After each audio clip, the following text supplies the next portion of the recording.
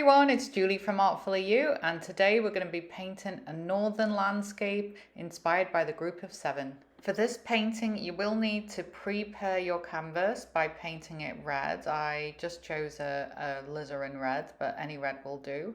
And then we're going to sketch out the details of the painting in a watered down black paint first. Now, because this is just our underpainting. So I've kind of got about half water, half paint. I'm gonna do my horizon line about 1/3 or even actually about a quarter from the bottom. So I always find it easier to do my horizon line if I tilt my canvas on its side. If you can see something through my canvas, it's because I recycled an old canvas. I have quite a buildup of paintings I don't like, so I'm trying to recycle paintings right now. So I painted over an existing painting. Okay, so again, I'm going to run my finger down the side to help anchor my horizon line. So you see how thin my paint is? It's pretty thin.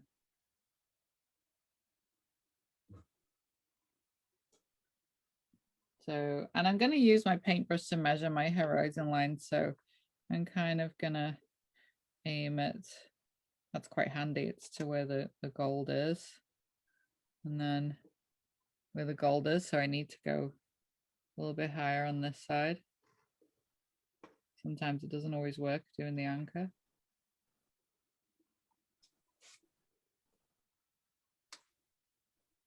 Let's measure that again. I went a little bit over that time.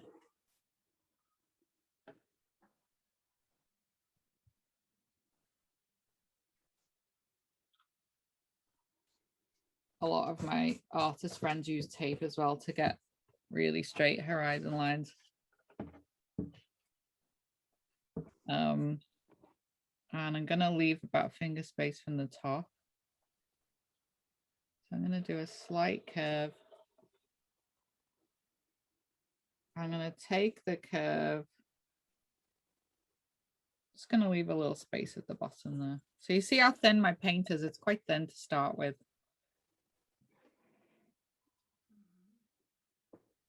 It won't be exactly the same as the other one.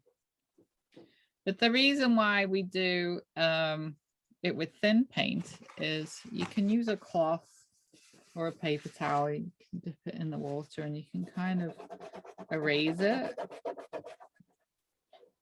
So a lot of people use a cheesecloth or you can kind of erase it if you don't get it right. Handy. So I'm gonna make the tree, just gonna bring out the bottom a little bit. It goes thin quite quickly, so yeah, just gonna establish that line there. And my tree is resting on a little rock or an island, or however you want to interpret it, and this is about halfway across. So just gonna do a bit of a curve line. I'm gonna curve this way and then this way.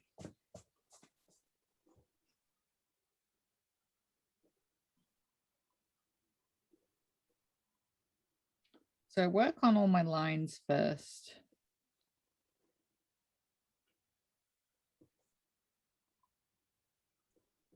I may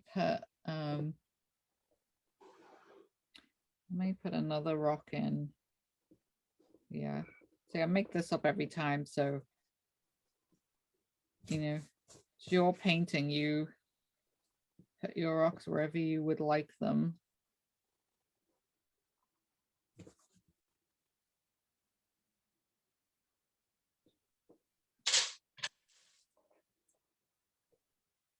So I'm gonna kind of put in 3 lines of rocks.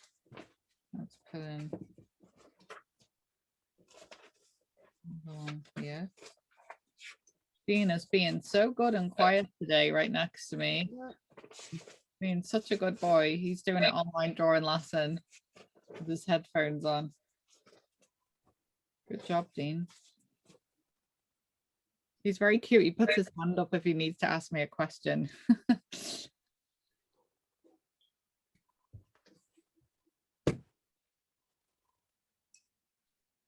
Okay. So I've got a little island in the distance here, so I'm just gonna kind of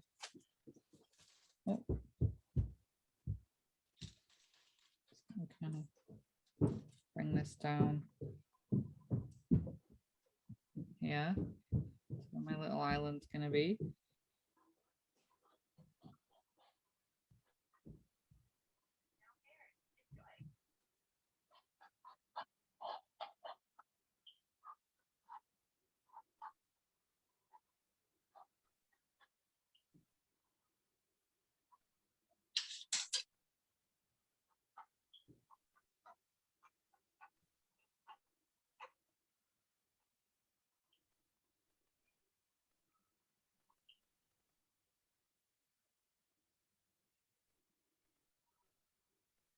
Okay, so let's start with our main cut. We're gonna put all the leaves, branches on the trees in a minute.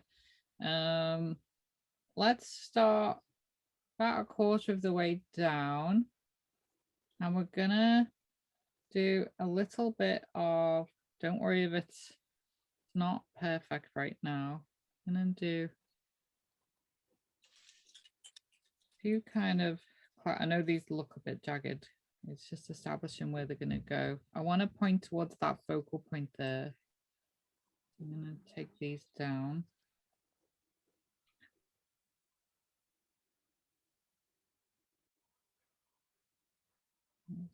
Kind of wiggle in here.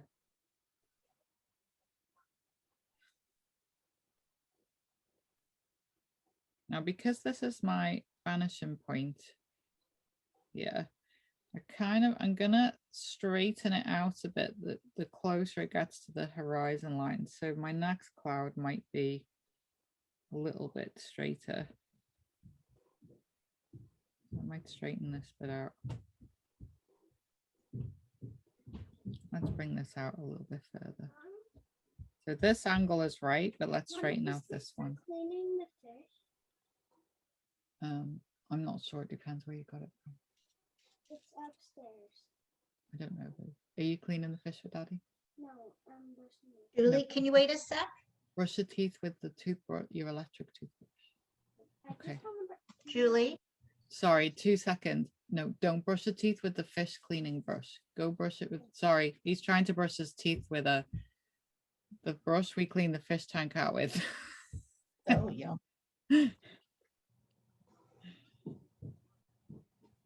Which is not what we want.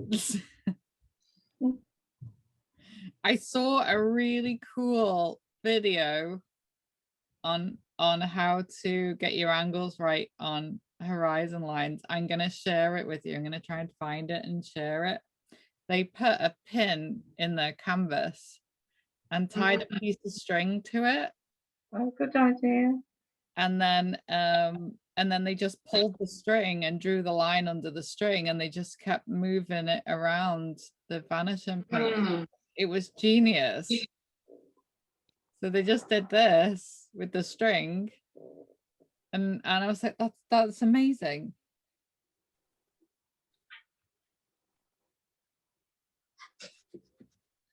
It was a guy who did architectural drawings. So like cityscapes and that kind of thing.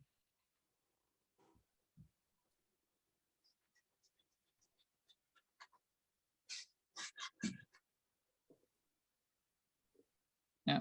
So if you put use your brush or a pencil, and kind of use that as a pendulum.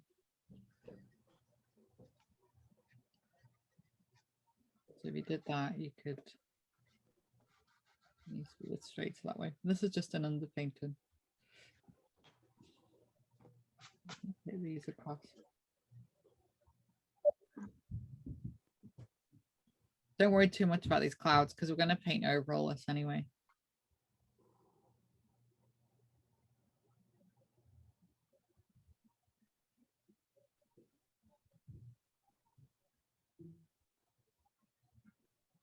How's everybody doing? Don't worry too much about the clouds.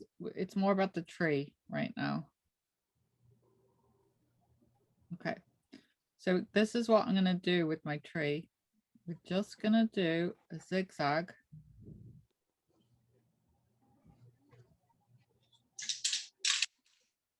That's all I want you to do. That gets wider.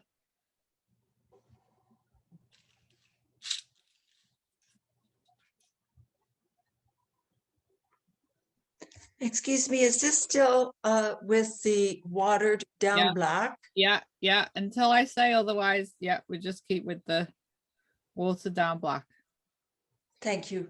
No worries. I'll let you, don't worry, I won't let you go ahead without the next step. Okay, thanks. No worries. I got you covered.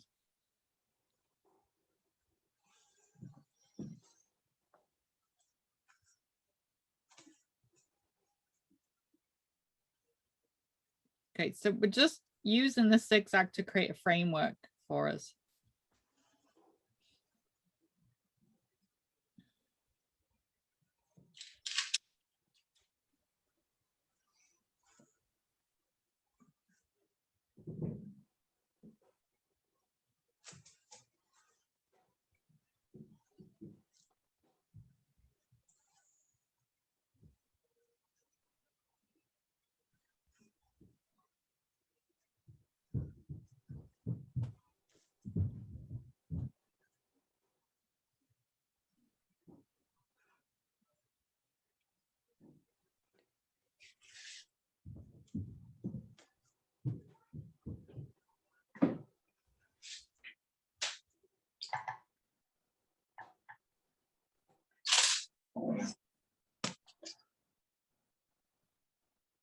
Okay.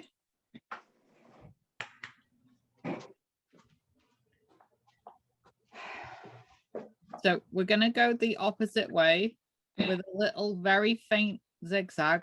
Let's start a little bit lower down. Let's start about here. Okay, and we're just going to do the same thing. Oh, that's a little bit too thin. Let's just do a zigzag. Get wider.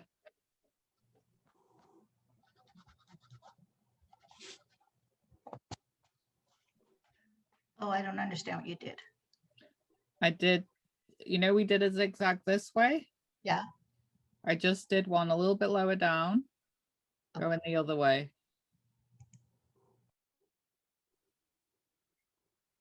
We're just creating a bit of a framework for where the branches are going to be.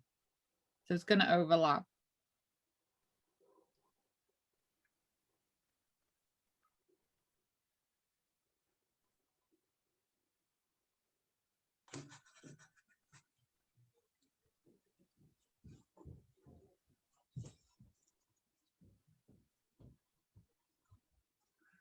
Did you just go over the strokes that you've just done now? Yep.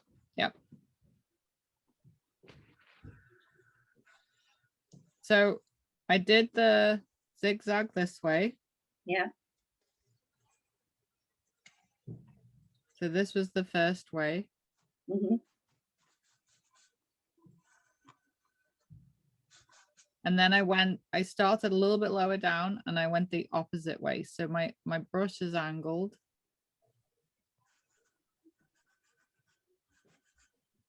So I just went one way and then I went the other way. Okay.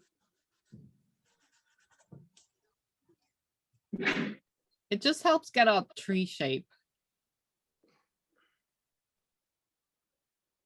Then the magic begins, which is very exciting. Not really. It is. Trust me, you're gonna love it. You have to trust me. You're gonna get so excited at the next stage. You're gonna be like, wow, that made so much sense. Trust me. It's still hard, Julie, still hard, but we're trying to keep up. You're doing great. You're doing great. So I'm like, what is she doing now? Don't worry. All will be revealed. I can't see which triangles are which. They all look Okay. the same. You know what? If it's complicated, just do the first one and don't worry about the second one. Okay, so just do the Okay. first one.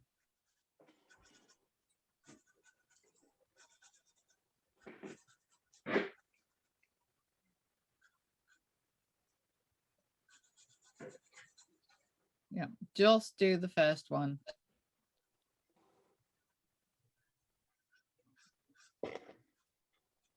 You have done stage 1.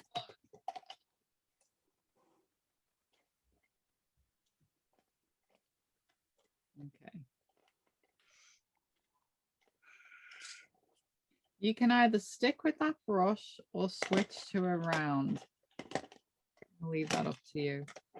I think I've misplaced my round. Where's it gone? There it is. Okay. What number round again? 6? Yeah, about 6. This is numbered wrong. It says 10, but it's more like a 6 or Okay. not too thin.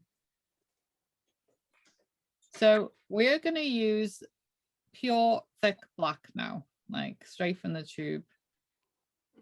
If you want to thin it down a little bit, you can do, but we're going to establish where our shadows are going to be.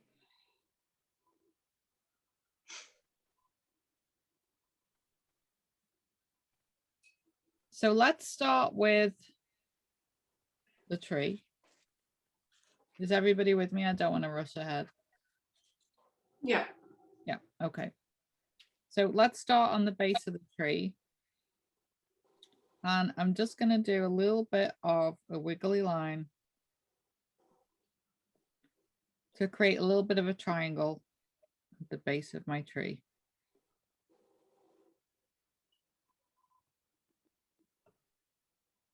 Is that showing up enough on the camera? This black? Yep, it's showing up well. Yeah, okay. Excellent. Thanks, Gizella.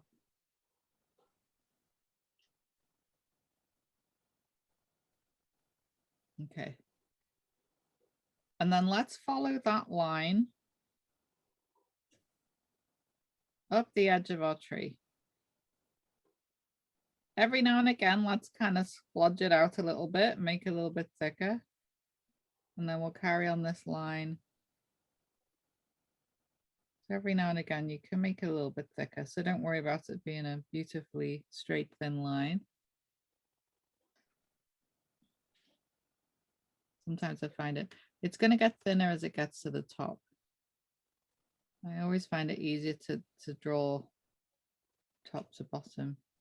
There we go. That's perfect.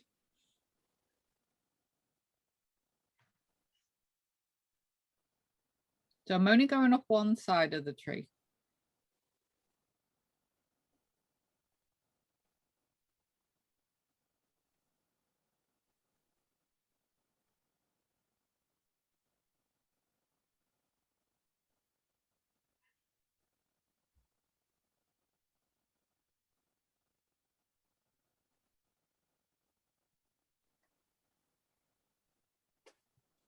I'll wait till I get an okay, we're good to go forward before I do the next bit. I'm just going to try and find some more blacks for myself.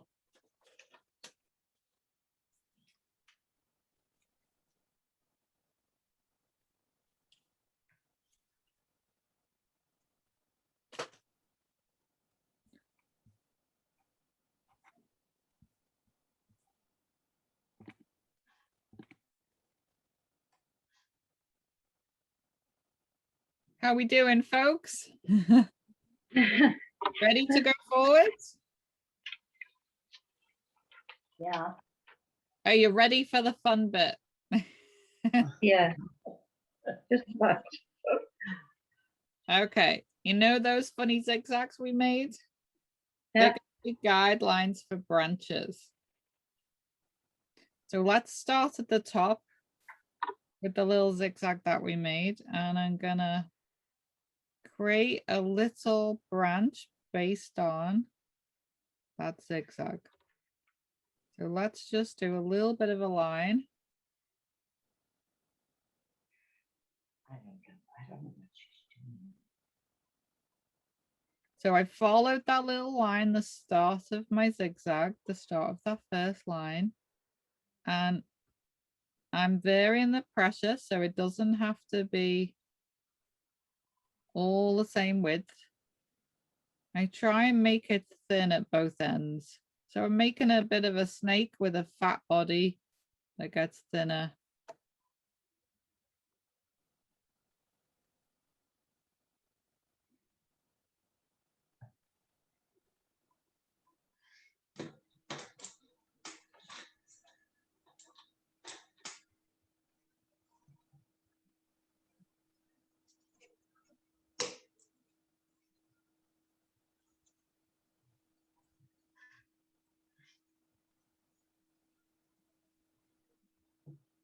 Okay, I'm gonna do it with the second one.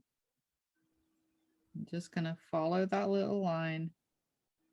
I'm gonna increase the pressure on my brush as I go over the body of the tree, and then I'm gonna get a little bit thinner again.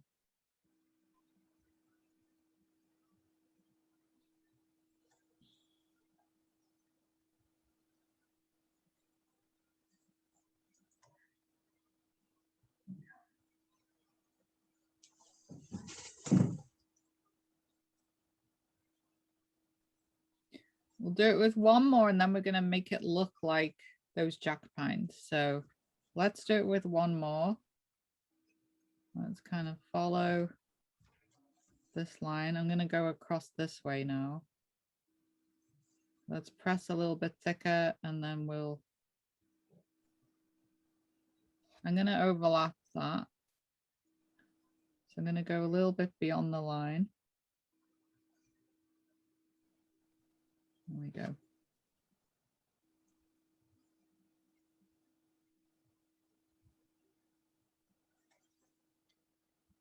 So you should have 3 little zucchinis.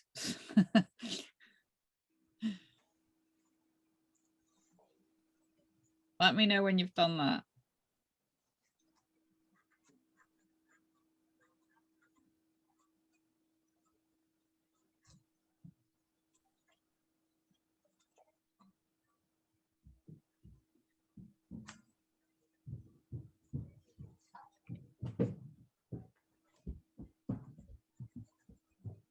Has everybody got 3 funny shaped zucchinis? Yeah. Yep. Okay. So now we're going to make them look a little bit more like branches. So let's look at the top one. And I'm going to make this a little bit thicker at one end. I'm just going to give it a little bit of a lumpy bit at the top.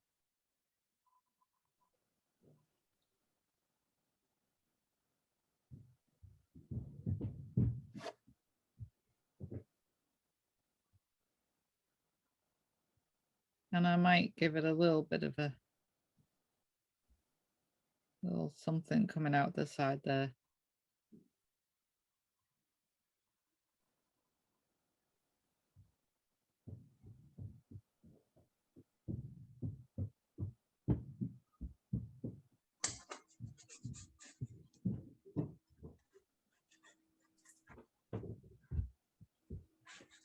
Mom, if I'm again for the second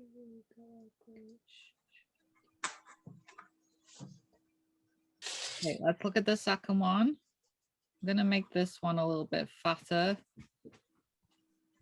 Let's see, I might take the thicker part across my branch a little bit, across my trunk.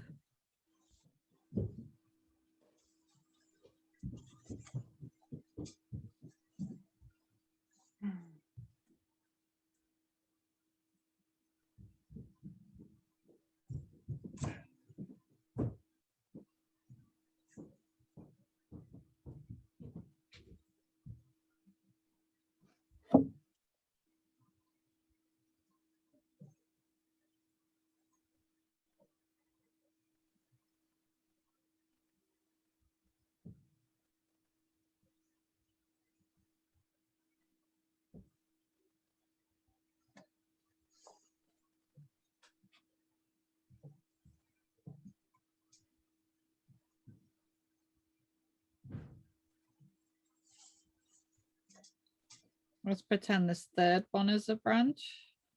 And I might make a little bit come out below it. Might draw a little bit of a line here.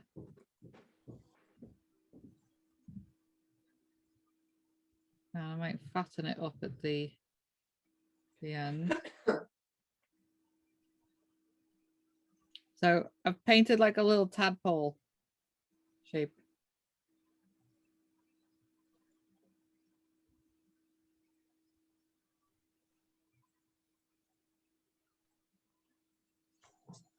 So if you have a look at this one, I've followed the zigzag down, but I've just kind of changed the shape of them. And this is, see, this is like my little tadpole.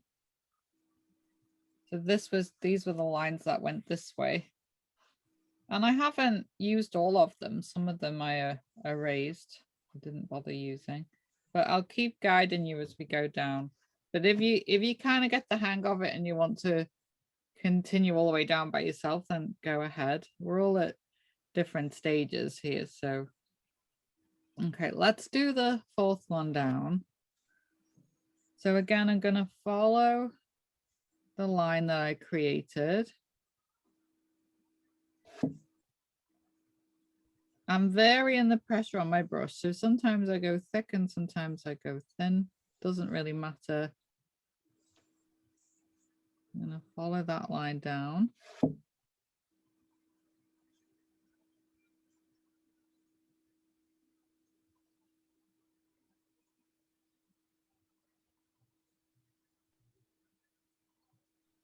You can always add to these as we go.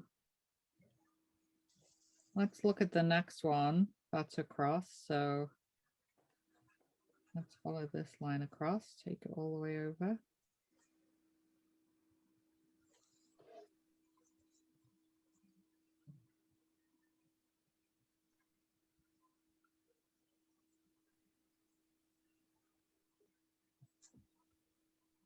I'm going to add a few little subsidiary branches to this. So I might put a little bit of a line coming down.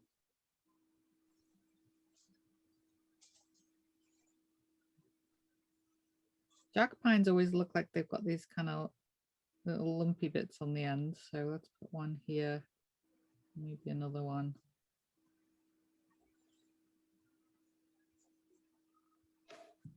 There you go.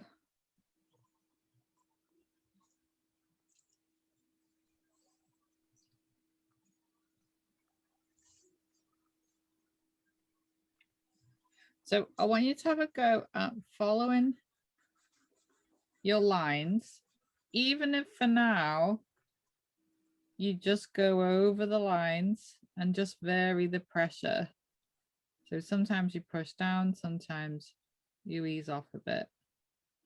So just kind of vary your lines, follow them down, those lines that you've created.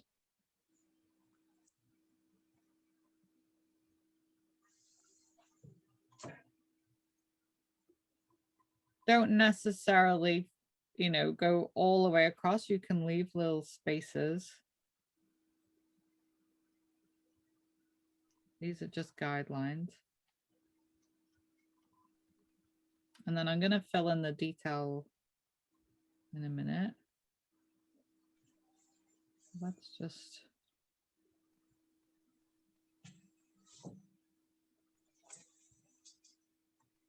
I'm going to use these to kind of choose which ones I like. Pretty good one there.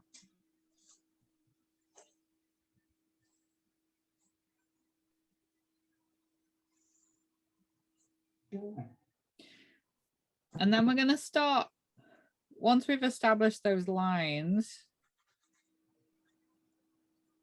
we'll start adding some curves.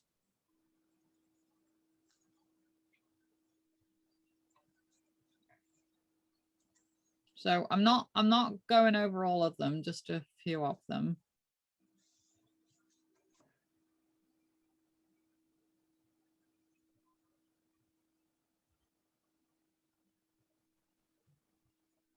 So So I've gone over so far 1, 2, 3, 4, 5, 6, 7, 8, 9, 10, 11, 12. So I've gone over 12 of them. But you see how we get these like curves? So there's a good curve there. There's some of them are straight. You can see there's one of my original lines there, but then I kind of curved up a little bit. So I'm going to pick one. Let's pick a middle one. And I'm going to do a curve.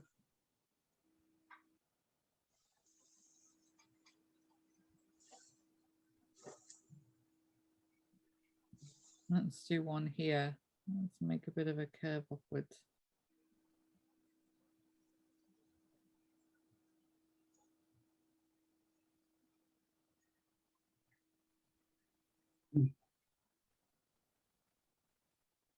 Pick one on the other side.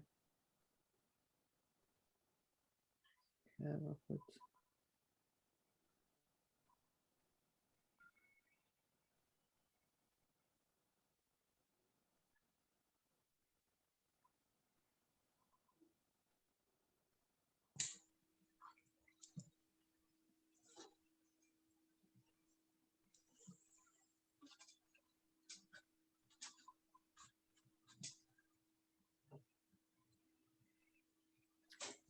You can even use, you see where I've got a little triangle here that's been created by the the zigzag kind of crossing over.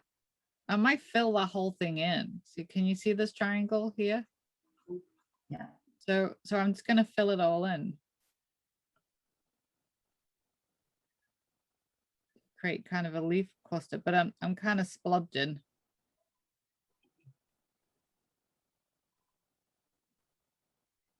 So I might pick a few of those and actually fill them in. There's one here that I quite like, so I'm going to fill that in. And I'm going to kind of dab it.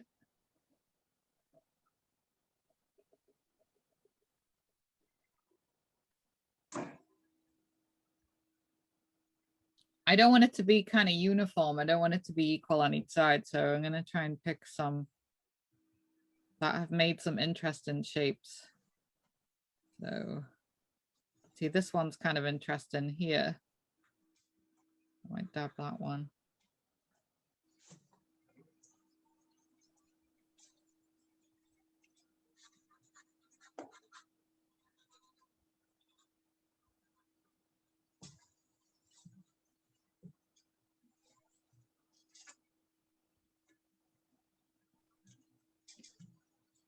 Can you see the purpose of the zigzags now? They're very useful. Yeah, there's one here that's an interesting little triangle there. I think I'll fill that one in.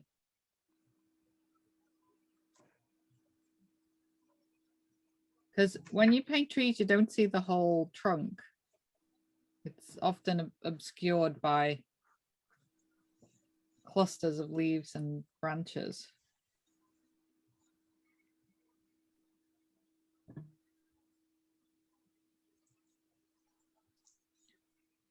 So have a look at your tree taking shape and decide, am I gonna fill in one of my triangles? Or am I gonna just follow the lines? We've all done slightly different zigzags, so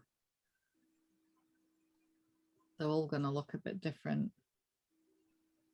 If you're following the line, so I'm gonna follow this line here.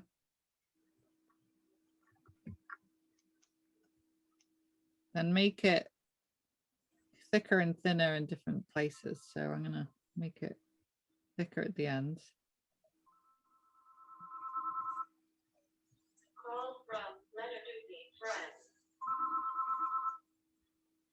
The reason why I do this with the zigzags is I found if you try and paint the branches in freehand, they end up too uniform, and trees, you know, they're not symmetrical.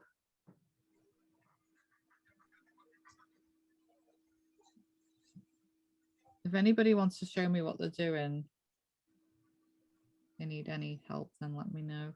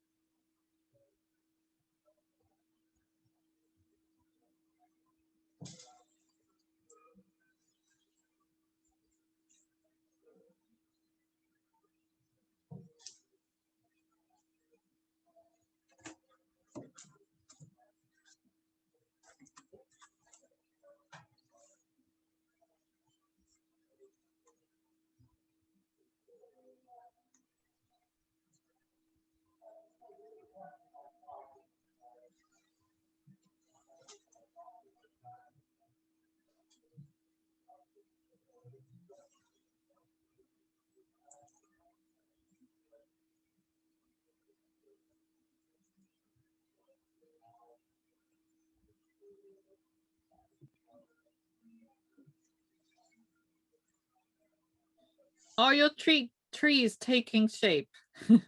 Yeah, Yeah, excellent. yeah. If anybody can hear a noise, that my next door neighbour's getting path laid, Oh, and it's got a buzzing noise, so I apologise. that's I'll mute myself, I think.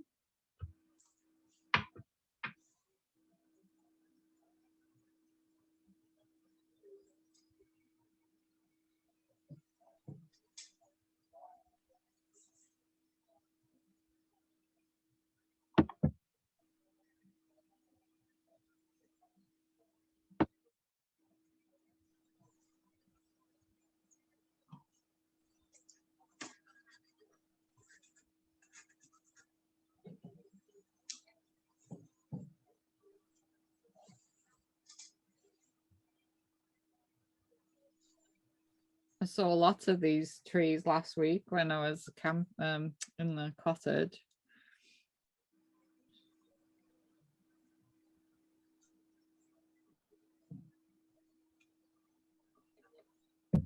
Did you go, Julie? I went to Huntsville. Oh, is that on which lake? Is that on the lake? Yeah, it was on a lake. It was just beautiful. It was just Oh. like this. Yeah. Oh, It was oh. really restful. We had a visit every night from a black bear though. That was interesting. Oh, honestly. I wanted to see it, but I was also a bit scared. Yeah.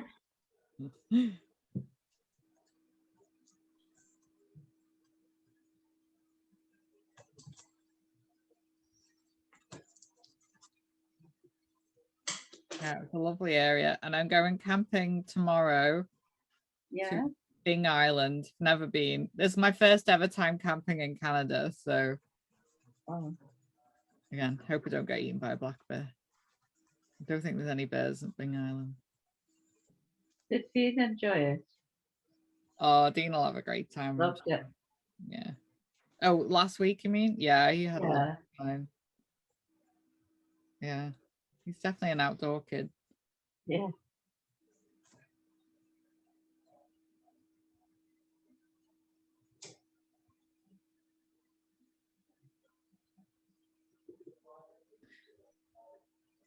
No, I feel like my tree is nearly tree-like. That makes sense. But take your time because my goal today is to get the highlight and shadows done. So anything we achieve over and above that is a bonus.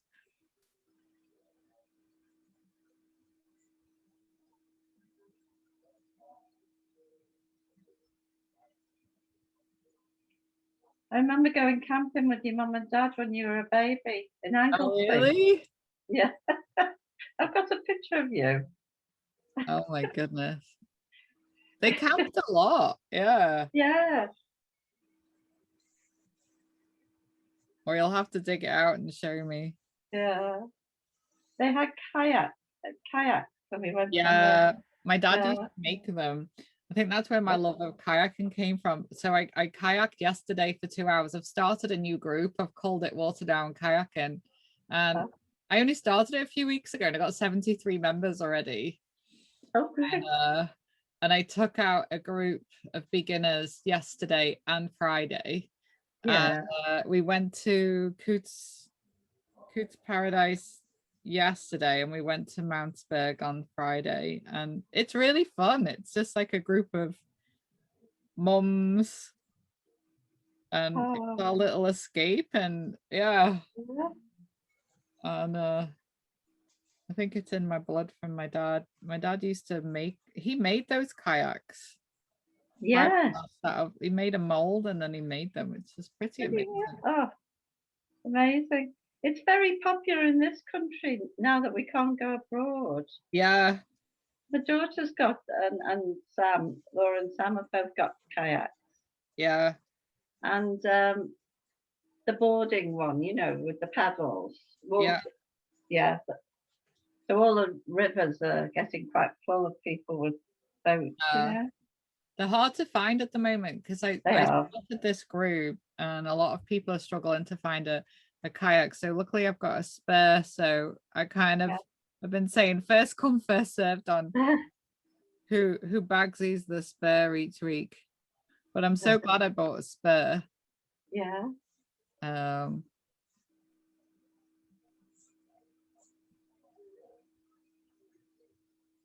go after work because they're working from home. And Oh, there's nice. lovely sunsets, you know, and they live by a river called the Hamble River Oh, gorgeous. between Southampton and Portsmouth, and the sunsets have been lovely. Yeah. Lovely. I bought 2 kayaks. I had one for years and I bought a second during COVID at the very beginning. Oh, Yeah. And good. that's something we've been able to do with my friends all the way through the pandemic, is because it's distance, right? So Yeah, yeah, every exactly. week I take out 2 or 3 friends, and some of them are getting better and some of them aren't, but they all have a good time. So Good for Yeah, you. lovely. That's amazing. yeah, it's been fun. So it's kept me busy the last 2 summers. Yeah. Yeah, I just the sense of freedom I and know. just peaceful and just I'm really lucky. My condo backs onto the creek, and the creek either goes up or it goes in under the bridge through Bronte Marina and then to the water. So we oh just launched right from the backyard. oh wow, that's amazing. It's lovely. So much fun. I was in a kayaking club in England before I moved here, and I used to paddle every night after work, and I really missed it. And then I got a kayak a few years ago, and I didn't realize there's an amazing launch like 5 minutes up the road from me. Oh, excellent. So I've just started going. It's Mountsburg Dam, so it's the other side of Mountsburg Conservation Area, and it's just lovely. And Ken's been taking Dean, and they've been fishing while I paddle. And yeah, It's just always better to have someone with you, of course, for safety yeah, reasons. absolutely. I wouldn't go on my own. Good. That's why I started this little club. I mean, I'm a competent kayaker because I was in a club at home, but yeah, you just don't know, and it's kind of. How's everybody's tree coming along?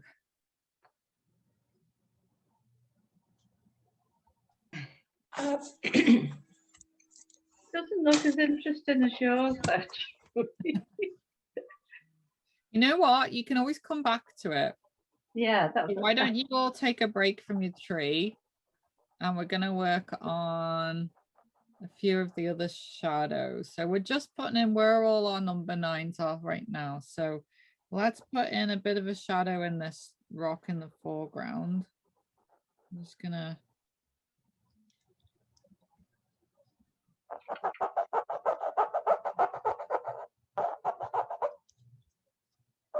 Julie, before we go ahead, could I just show you? I'd love to see it. Yeah.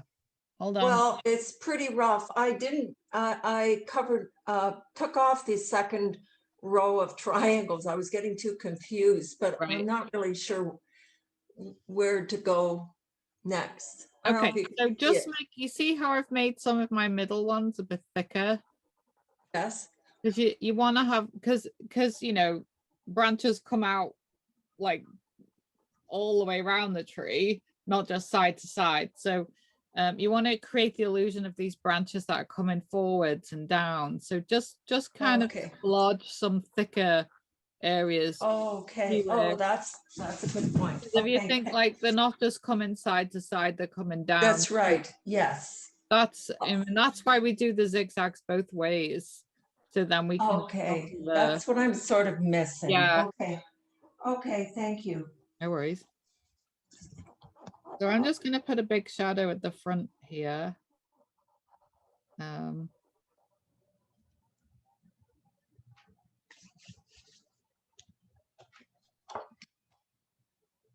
Putting a big shadow there. And I might put a splodge or 2 here.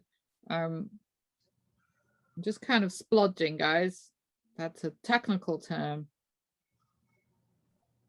Splodge. Splodge a bit here. I'm gonna follow this curve down and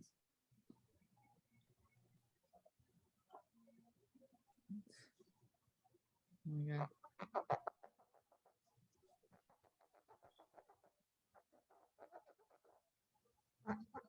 Because this is out of my head, I'm just kind of making it up as I go along. I think I'll put a bit of a shadow here.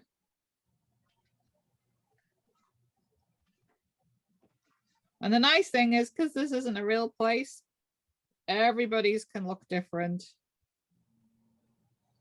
What are the splotches doing, Julie? These are my shadows in my rocks. So these are rocks here. You know, when the trees kind of grow straight out the rocks on these little islands up north, and I'm just creating some shadows. Just to get some, eventually it'll be some definition.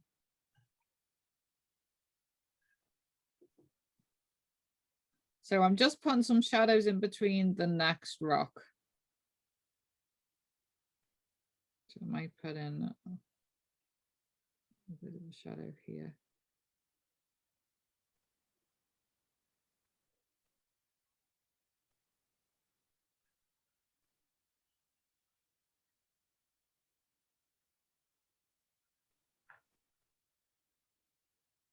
So this one's going to have the most shadow because this one is behind the tree and it's, my light is coming this way. So my light source is kind of, I'm going to have a lot of light here on the horizon, and then I've got some light in the, but if you imagine my light's kind of coming this way. So it's hitting anything on the left-hand side of my tree, left-hand side of my rock.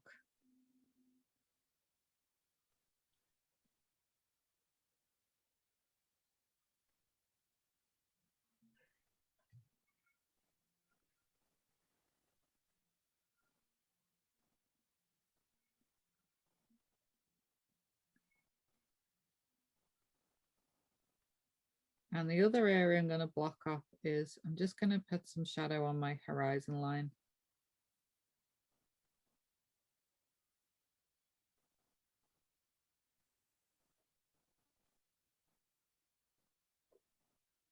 So this is a distant island.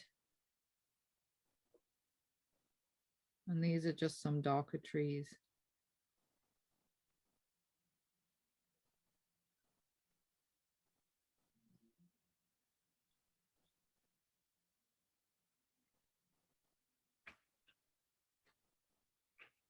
And take your time on this, because when you've done those things, that's completed stage 2. Ooh. So take your time, because this is more than I was hoping to get achieved by 1 hour in. So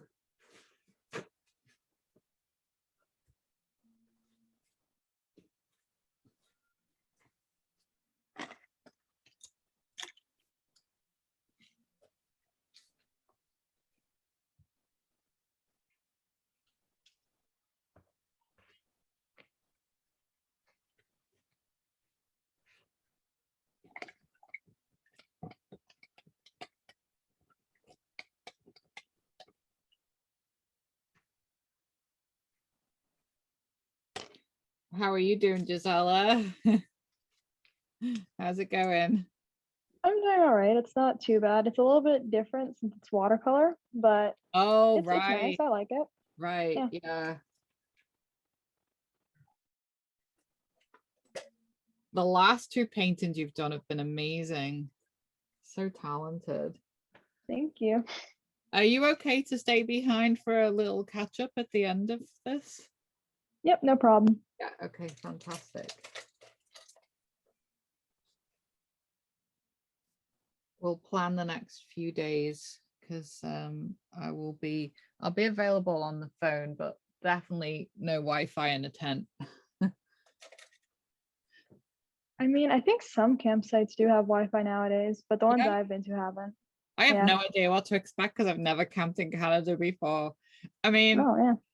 Barbara will tell you, camping in England, well, when I was growing up, was just basically a farmer opening up a field, and all the tents were around the edges of the field. And if you're lucky, they had a shower block or a Yeah. toilet. Yeah. And that was about it really, and an outside tap for your water. So Yeah. that's basically my expectations. Anything more than that is a bonus. Yeah, I mean, my family goes camping almost every summer, and Yeah. it's kind of like that. It's just like a more cleared out area with a lot of places for people to put their tents, and they usually have like a block of showers and stuff. So That's yeah. good.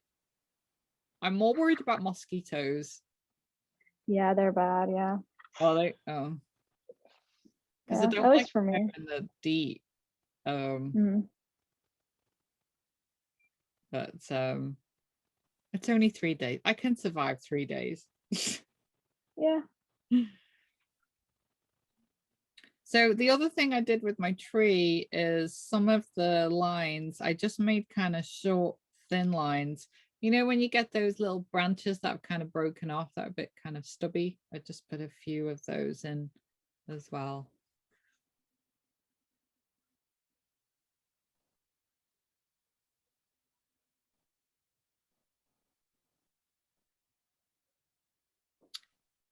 Okay, is everybody okay if I just run to the washroom for a second?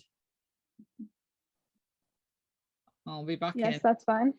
You can mind the fort for me, Gizella, okay? Okay, Sure, no problem. Gizella's the boss now, so nobody misbehave, okay? No wild parties while I'm gone.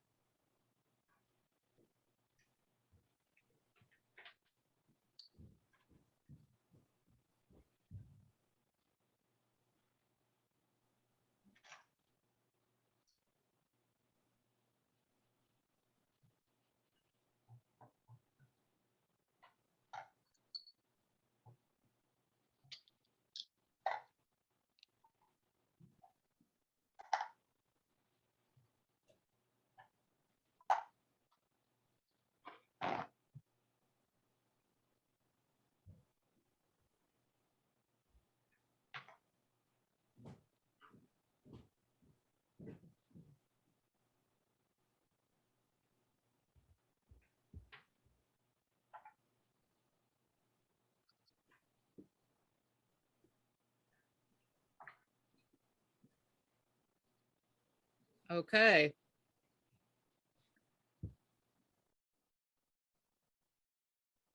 Would anybody like to share what they've done so far? No. No?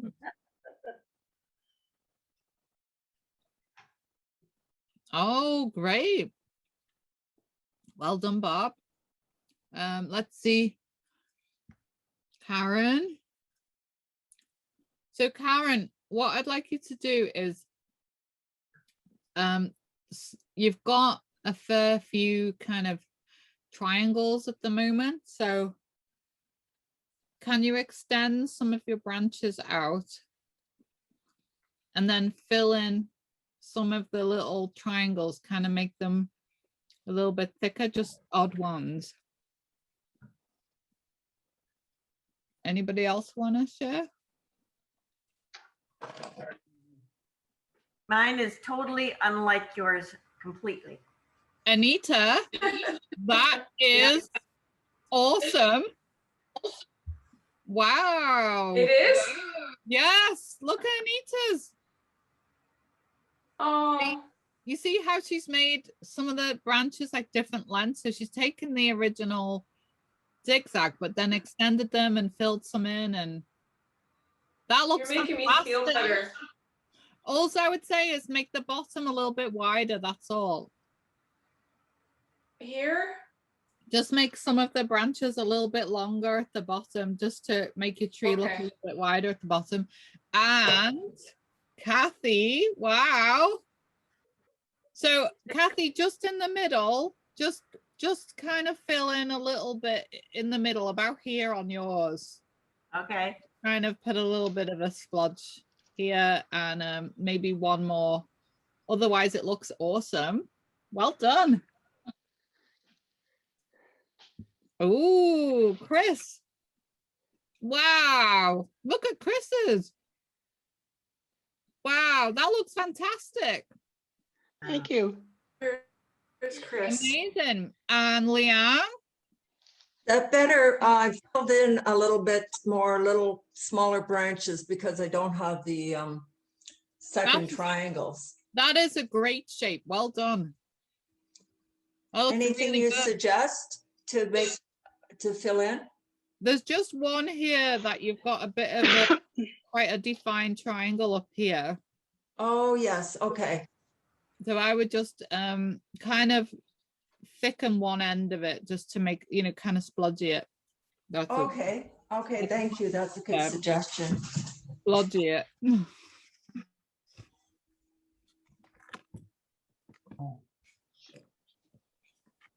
I think we need a class on splodging. Splodging. Well, I think also I should produce a little crib sheet of Julie's terminology, because I know I have a few I have a few funny words that are just very unique to me. Yeah, I understand it, but I'm not good at it. I understand splodging, the idea. Splodging. It's sort of like dabbing, right? Sort of dabbing. Yeah. Yeah. The next color you tell me to do? Add more branches on the bottom? No, just make them longer. Longer, okay. Just make a couple of them a bit longer. The Just lower so that ones. your tree is a bit wider at the bottom. Okay, yeah. The next color is white. Okay. And you can either use your small round or you can use a fill bit.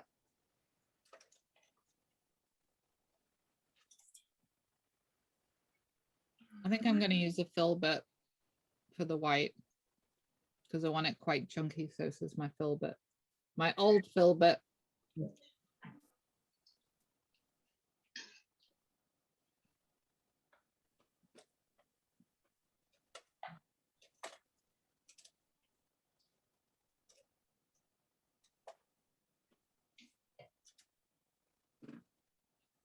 And this one's a little bit better shape. I think I'll use this one.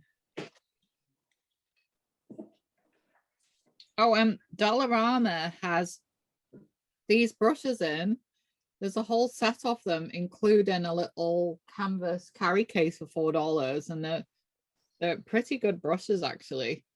So they've got red handles and they're long. And yeah, it's $4, and they come in like a plastic tube, and they've got like a canvas wrap around them. And I've had mine for years and they've really lasted well, and notice they've got them in again. So it's a good set of brushes.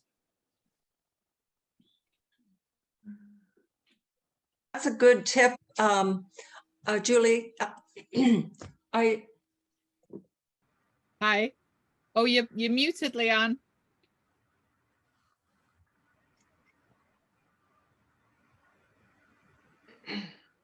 Are you back? I went to Bucker too, and I found a little case. I haven't actually set it up yet, but I did buy some extra brushes, and you're right, they are pretty good quality. Yeah. I didn't see that little kit, but I did get the wet palette container that's sealed up well. So I'm going to set that up. Oh, So good job. Thanks for that tip. Where did you get your wet palette from? Well, I was buckered too, because I don't really have any Dollaramas around here. So I sort of snuck in with my mask and quickly came in and out. So Oh, good job. yeah. Okay, so we're gonna put in our highlights now. We're gonna establish where our lightest parts are gonna be. These aren't gonna stay white. They're just gonna be the lightest of our 3 colors that we're gonna be using. So do you remember we started with the shadow on the tree, on the trunk? So I'm gonna put a little bit of a highlight on that lower part of the trunk. I'm not filling in the whole thing.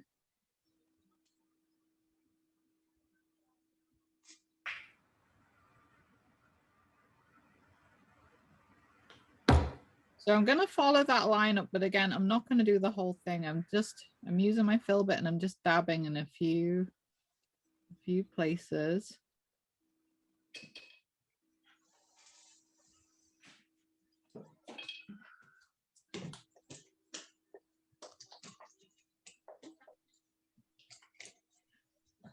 So hopefully that you can see I've kind of gone in and out there. I've just dabbed a few little areas of my tree.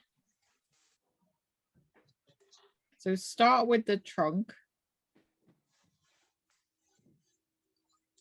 But it's not the whole trunk. We're just kind of where the light might be catching.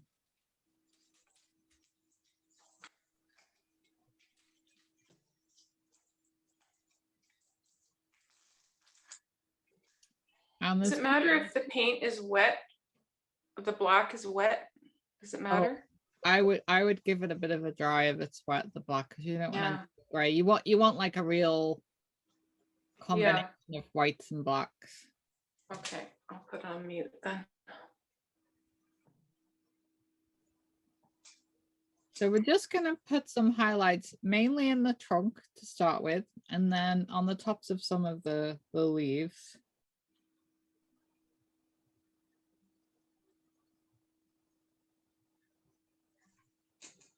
And I'm not going to go crazy. I'm going to be sparing with it.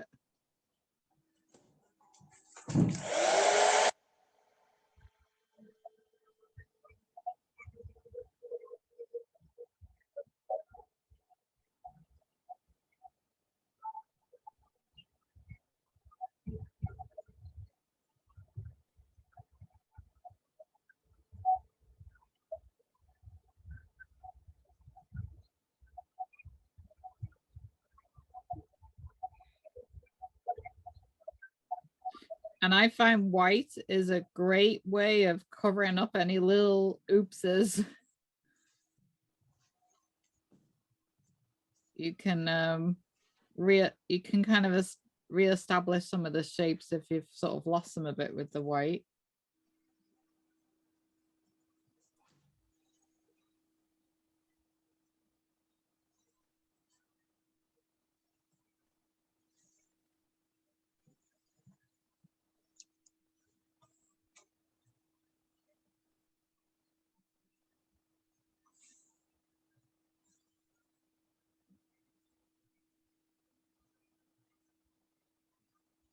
Do you see how at the moment I'm focusing just on the left of the trunk? And I don't want them all the same size either.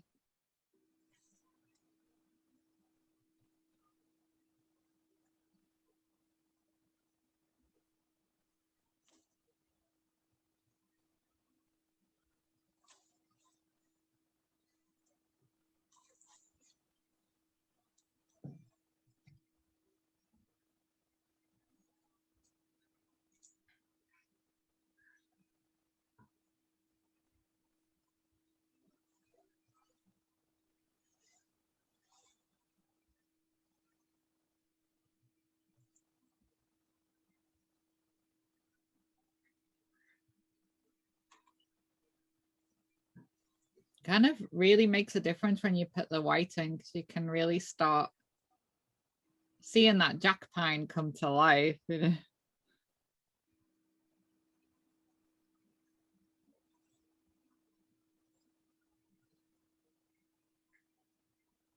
Anita, I think you've cracked the jack pines. It looks awesome what you've done.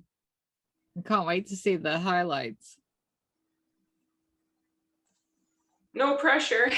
No pressure, but I've got quite high expectations now. Oh dear, Julie, no. You know what? Our white is like very watery. Actually, all the paints are, so it's hard to get the coverage over the black. Oh, well, you might have to do 2 coats. Yeah, okay. But don't forget, the white is just an underpaint, and we're doing the white so that our other colors stand out. That's good. So it's not, the white is not staying white. I'm going to quickly show you the original. I just used the white as an underpainting for the other colors to put on top.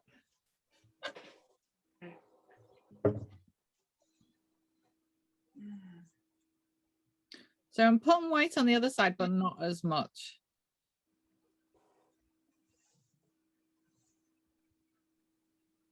It's quite minimal on the other side.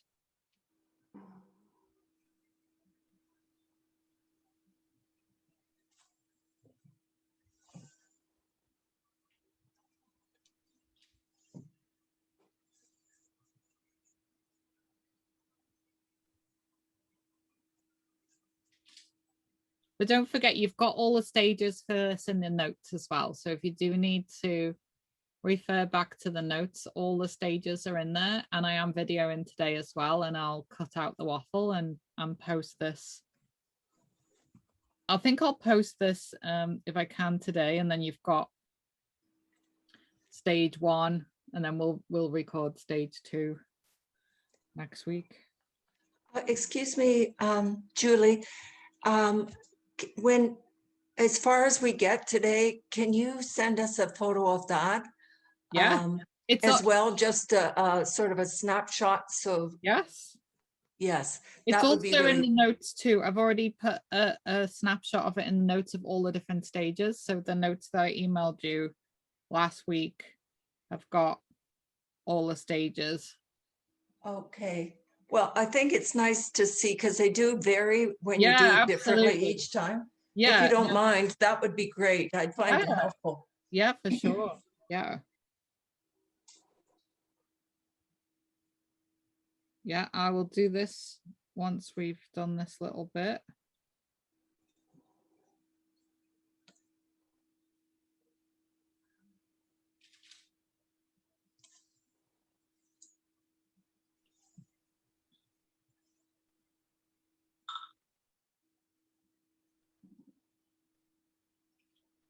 Yeah, and if anybody wants to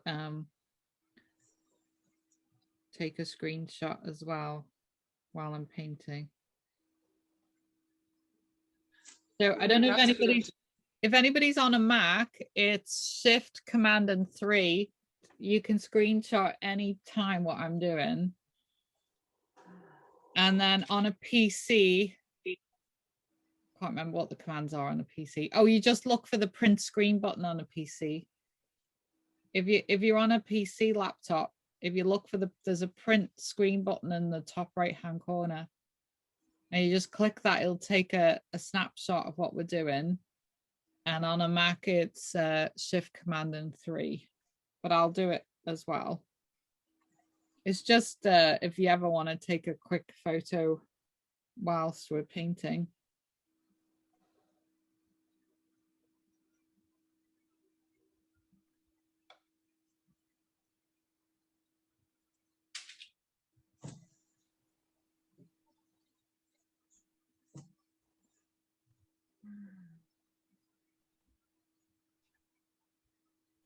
So I've done the same with the rocks as well.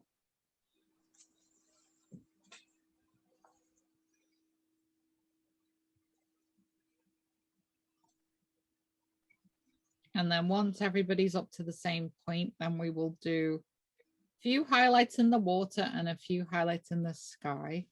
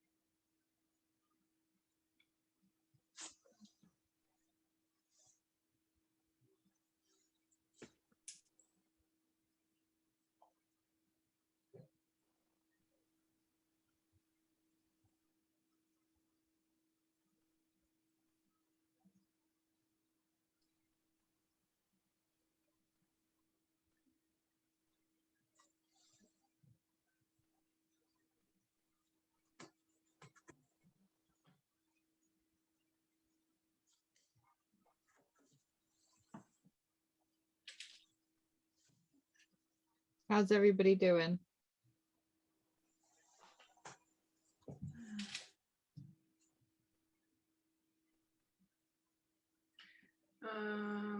Have not done the rocks or like the lower half yet of white.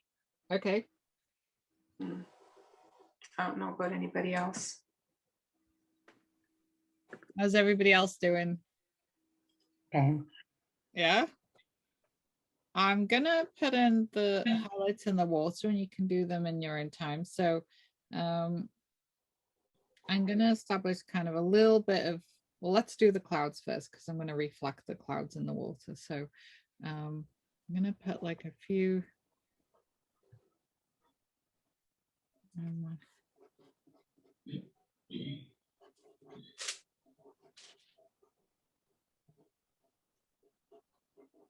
Be kind of very rough. Are you going over the black? Not all of it. Yeah. Just kind of figuring it out. I just want to have my sky lighter on this side. I'll put in the shapes later.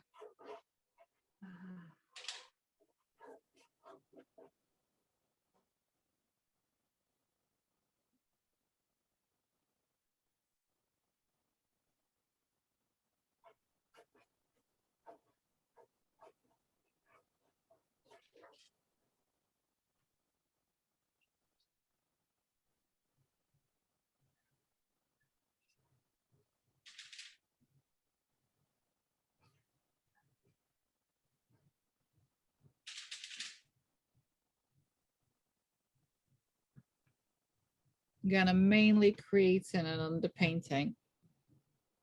You see on this one, I have my light source here, and the putting the white down just helps the yellow stand out a little bit more.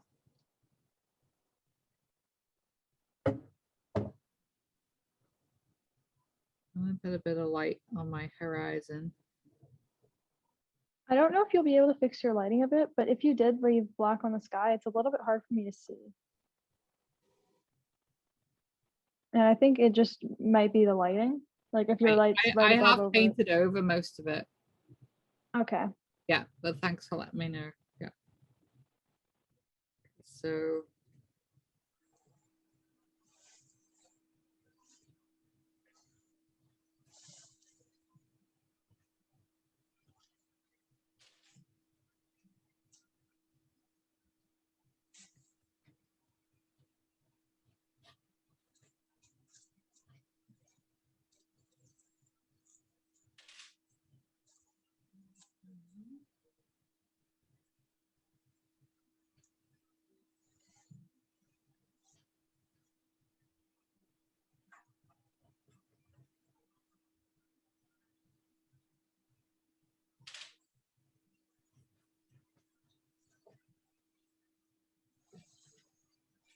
I'm going to take a screenshot of this.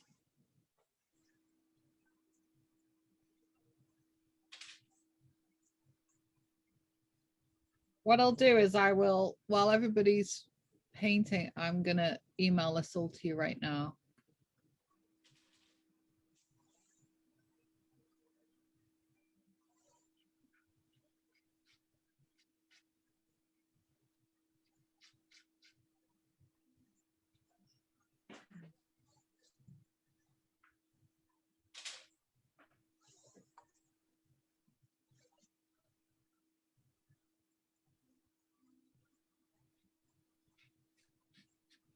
Okay, I've called it screenshot of stage 2 and I've just sent that to all of you.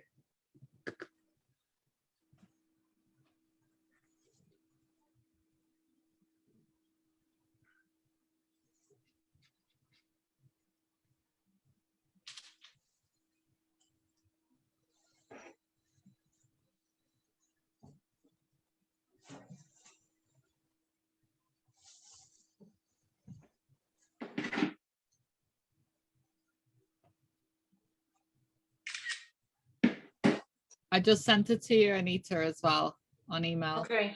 Yeah. Oh, thanks. No worries.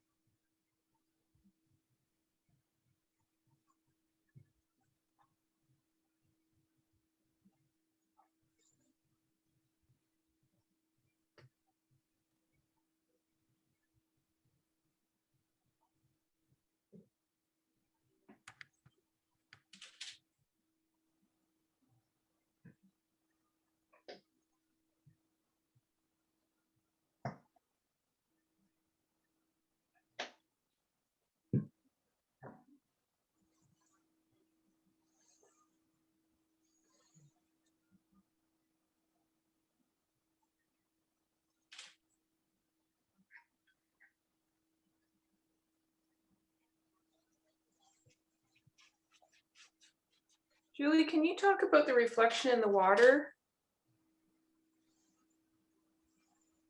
Right there. Accidentally muted myself, sorry. Can you say that again? Can you talk about the reflection in the water?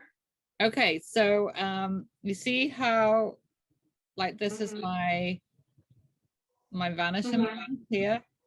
Yeah. So I've angled, so this is going to be, I'm going to have yellow on top of here, but I just wanted the white to help the yellow stand out. So I've just duplicated what's happening above a little bit in the water. And if you imagine, this is kind of my vanishing point here.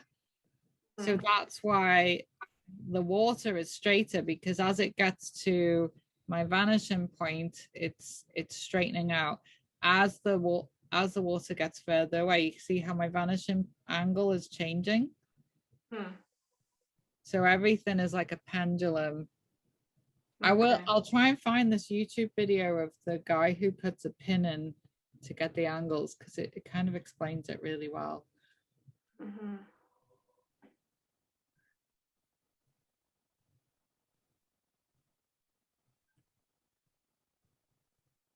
And where does the land start? Is it where the black is? This is, yeah, this is no, the land the tree is on. Oh, here, right here. Okay. Yeah. So I don't have much room to angle my water. I see that.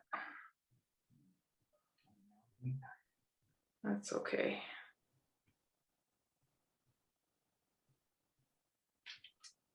So you say the white is just so that the other colors stand out? So Yeah. It's not that important that it's perfect, right? No, it's not important at all.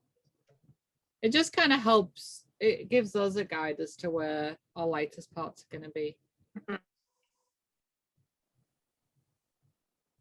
It's a bit confusing because the white of the tree is also in the land, in the reflection on the water. Yep. Yeah, so. Once we start applying colors, it will be easier to see. Yeah.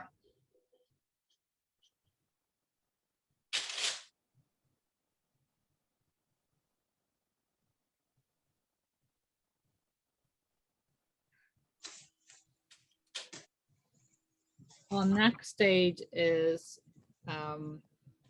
we're gonna start with, we work one color at a time when we do this style. So I'm gonna pick a color and fill in all of the areas that are that color, and then we get all of our colors down, and then we start doing more of the fine tuning. So I'm gonna share with you my previous painting. I have simplified the design on the one we're doing today, just to make it a little bit easier, because my rocks are a little bit more complicated on this one. But we did that white underpainting to allow this real glow to come through. It just helps get the yellow. You see yellow on top of just pure red is fairly transparent, and it kind of looks more orangey. Yellow on the white, I didn't change this really at all. It just shows up a lot more with a white background. So these are my three main colors. You can mix the colors with each other And you can tint tone and shade. You can add white to them, you can add black to them to make them darker. So in my reds here, I added some black to make darker.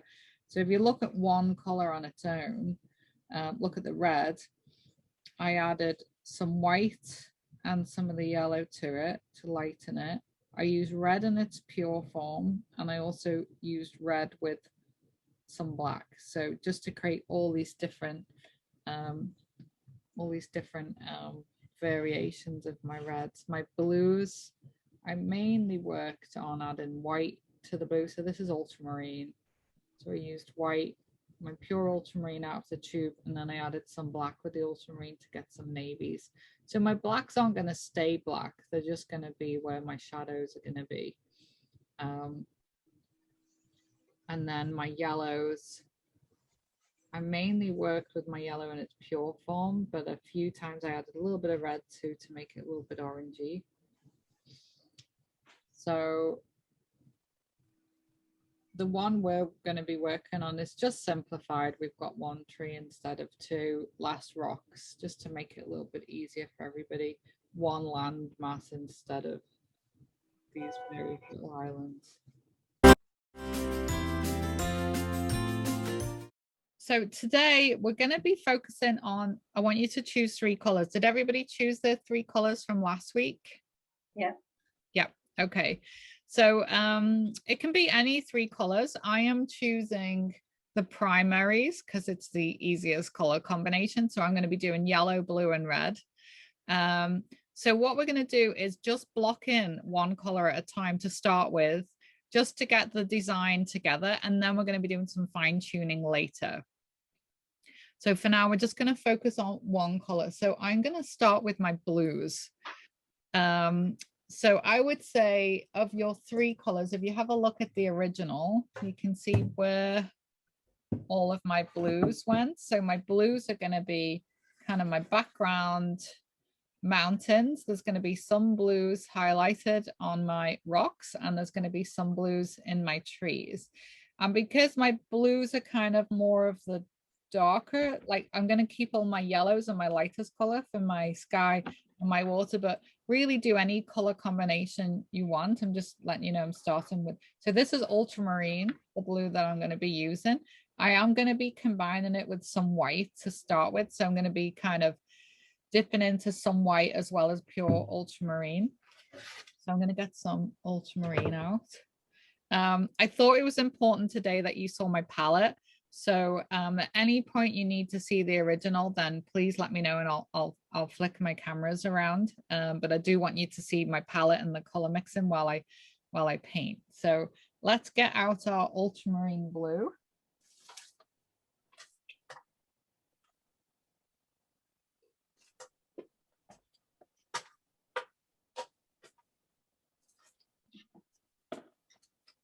Might be a second, it's hiding from me. You'll also need black and white today.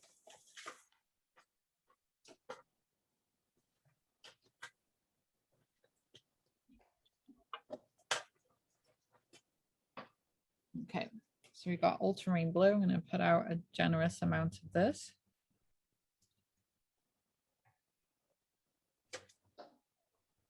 And I have white. Okay. And a different way of painting than we've done before. I am going to use, to start with, a large-ish brush. I'm going to be using my 3/4 inch flat. Oh, shoot.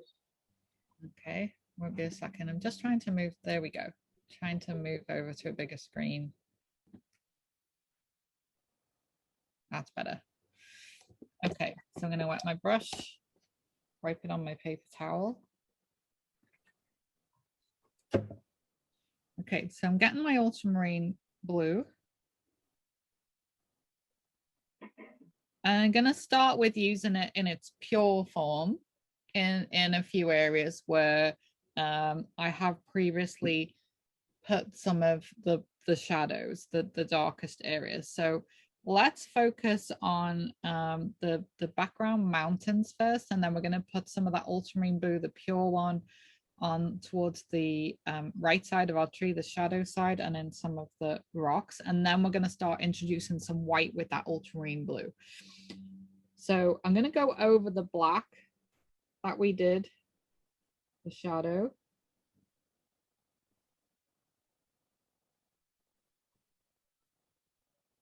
This is pure ultramarine blue.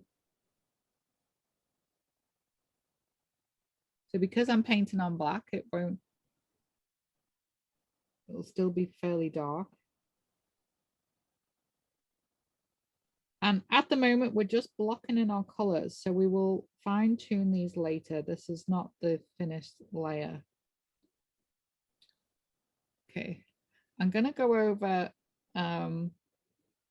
some of my rock, not all of it, next after I've done this.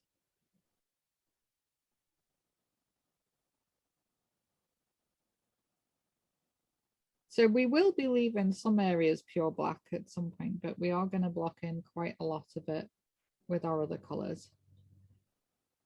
Is that showing up well enough on the camera, the blue? Yep. Yeah, okay, good.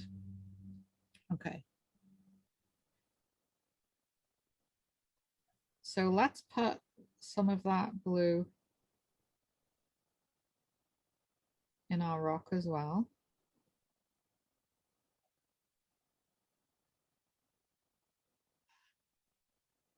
So I'm just going to do this rock that's in the foreground.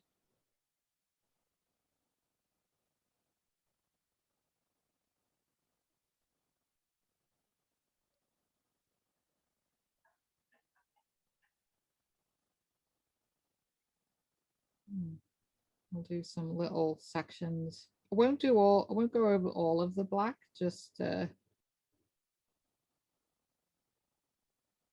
maybe kind of some of the other rocks kind of half, because I want to go over it with some of the other dark colors as well.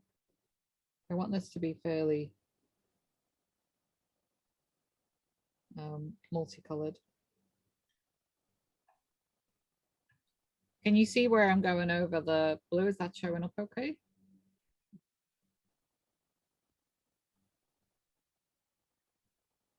What's the weather in England, Bob? It's raining pretty heavy.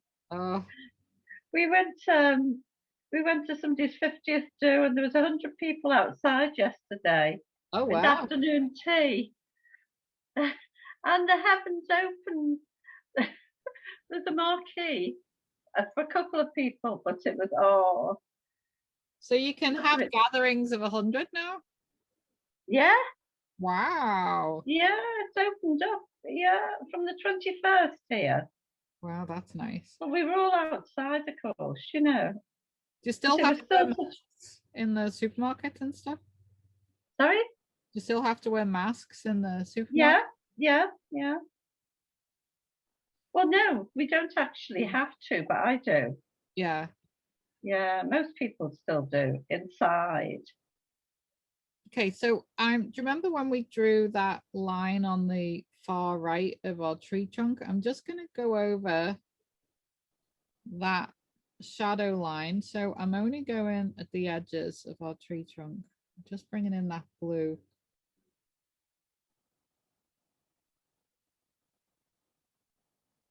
I do want a little bit of black to still be there.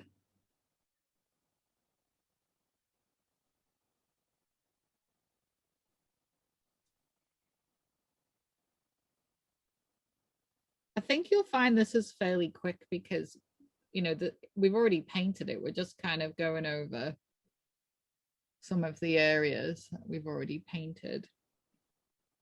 I'm gonna choose some of my little clusters, and I'm just gonna put some little swipes of blue on the bottom parts. So really we're just dabbing, and I'm not covering the whole area. It's kind of here and there, mainly on the right hand side, but I'm going to put a little bit of blue on the left hand side as well. Just kind of a few little random places.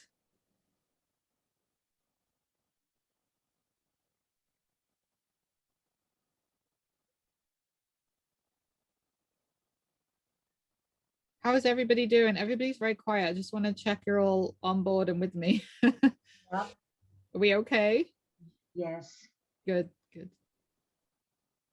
So I just check. And is the blue showing up okay on my camera where you can see where I've been? Yeah. Yeah, good.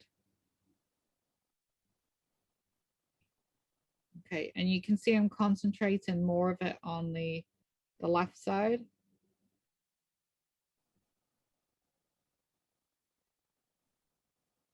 You can see this style of painting, it comes together pretty quickly once you've done the underpainting.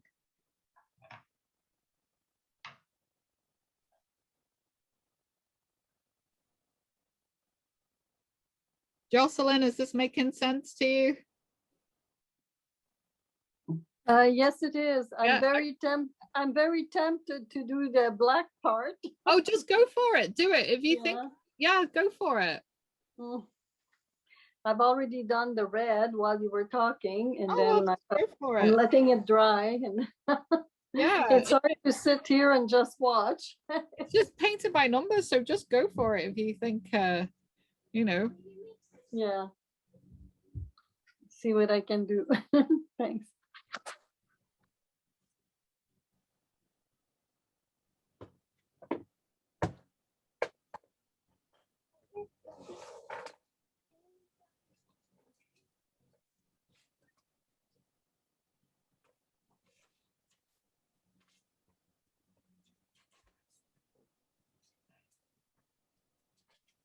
Okay. When everybody's ready, we're going to start adding a little bit of white to our mixing tray, to the ultramarine blue. And we're going to go for a mid-tone. So if you think about the value scale, we're going to tint it, which is adding white. And we're going for about a number 5 on the value scale.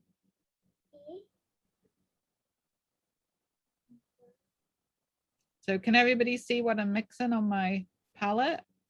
Yeah. It's about a number 5 on the value scale.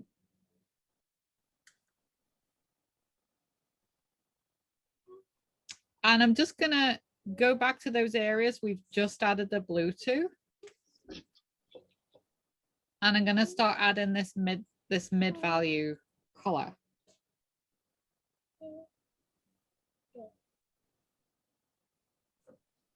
And I'm using my chunky brush because I want this to feel quite loose. So can you see how I'm kind of just changing directions and dabbing it in?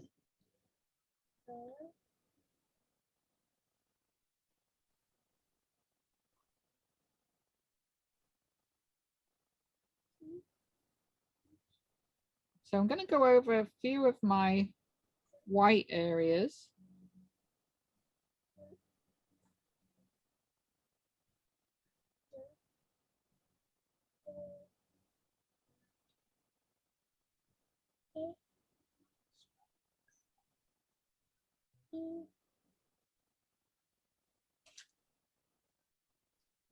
So if I have a look at the moment, I've just got black and white here.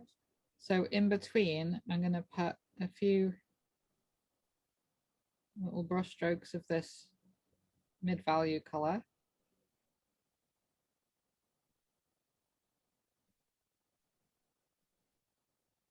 It's like painting by numbers.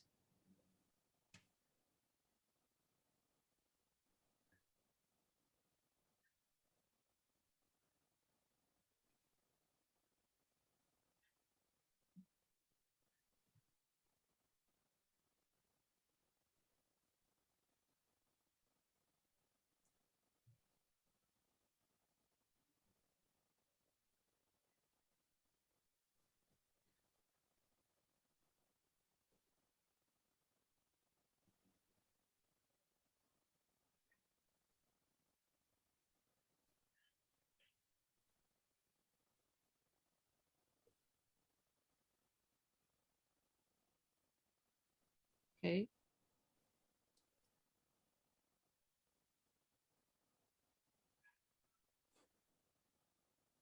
Let's put a little bit of this as our reflected trees in the water. Let's just put a little bit here.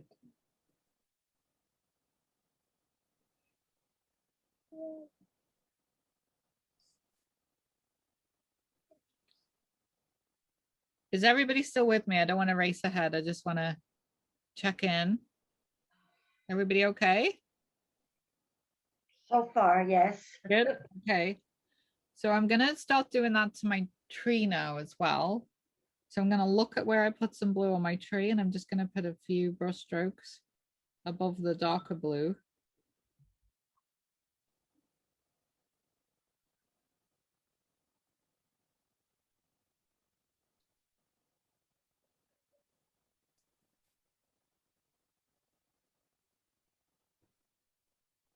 Some people love this style of painting, other people don't. It's very individual, but I did feel it was a good exercise to show you, especially those who love that Tom Thompson style.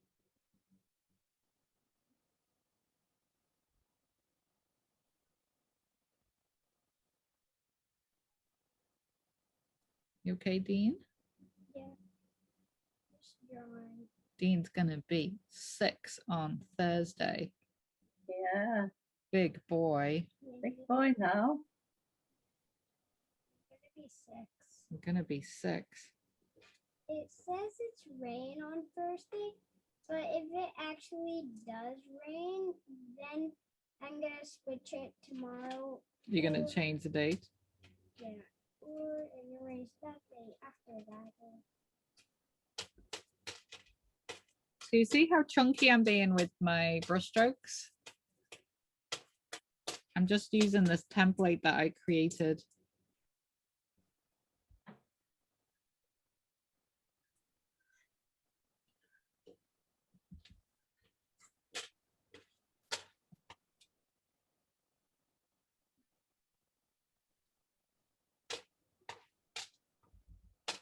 So that's our mid value on our blues.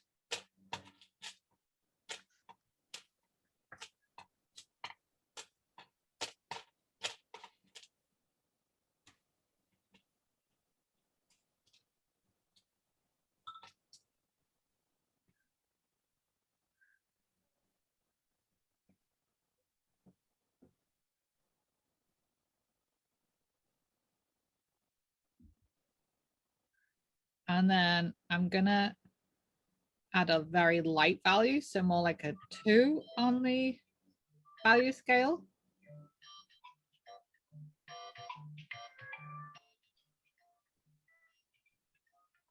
So we've got our pure ultramarine. We've done our mid value, which is about 5, and now we're going to go to about 2. So I'm looking at the top of this kind of hill in the background. I'm going over with my, again, just dabbing. At the moment, we're just blocking in shapes, so it doesn't have to be perfect, but it is a very loose style of painting.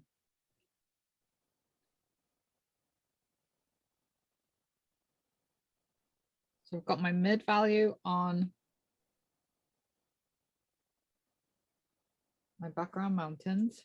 Let's put a little bit of that in the water.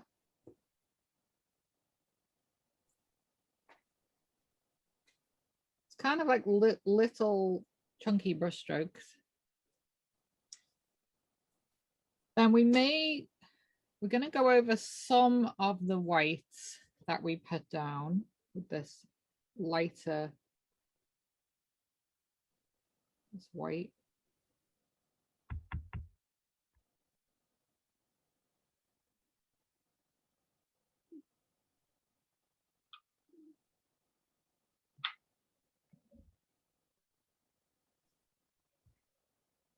I'm not going over all the white because I want to save some of my other colors.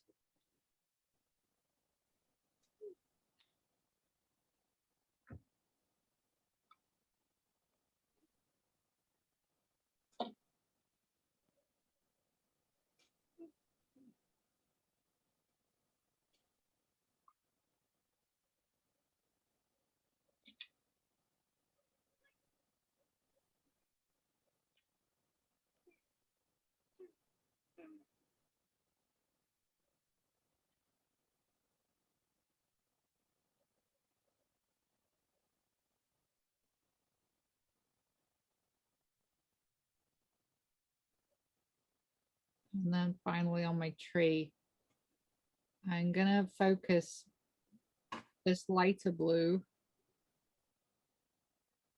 on more of the left side of the tree.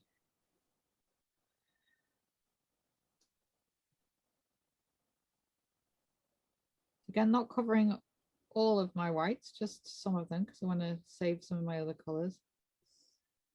Can you see it starting to take shape just with one color?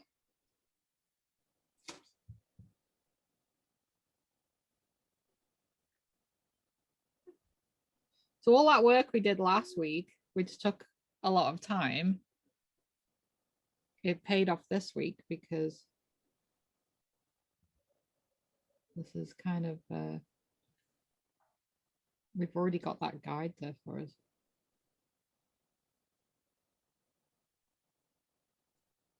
I'm going over a lot of my white area. I just put a little bit of the blue here.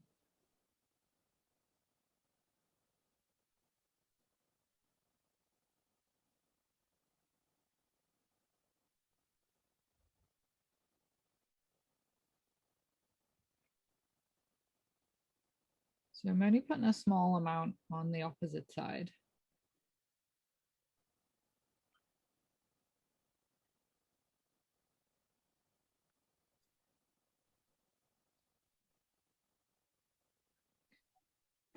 And I am going to take some of this very light blue and I'm just going to put a little bit of it in those cloud shapes.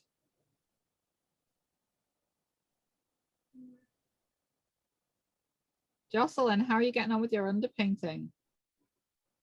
Oh, so far I've only done the black line at the bottom third of the, and I don't know if I should start the tree or do the rocks first or. We did the rocks first and then the tree, that curved line of the tree. Yes, okay. And then we put in the horizon line and then we put, and there's a technique with the tree that I'll show you when you're ready to do the branches. Okay, so I did the horizon line already, so I'll do the rocks.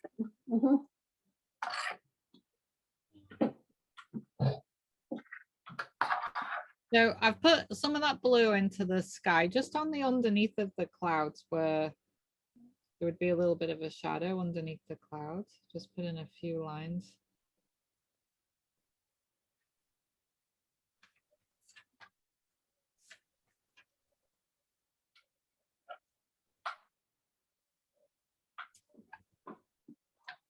And just out of interest, I'm painting on wood because I find when I'm painting chunky like this, I like the feel of the wood because it's so smooth. And it does dry quite fast. Okay, so yellow. So to start with, this is going to be, we're just going to use yellow as it is. We're not going to do anything. We're going to be blocking in everything with yellow because we can add the lighter part of yellow later. We are going to kind of mix it with a little bit of red at some point to make some oranges, but right now we're just using pure cadmium yellow straight out of the tube. And I'm going to start with the water. And I'm going to cut in around my tree.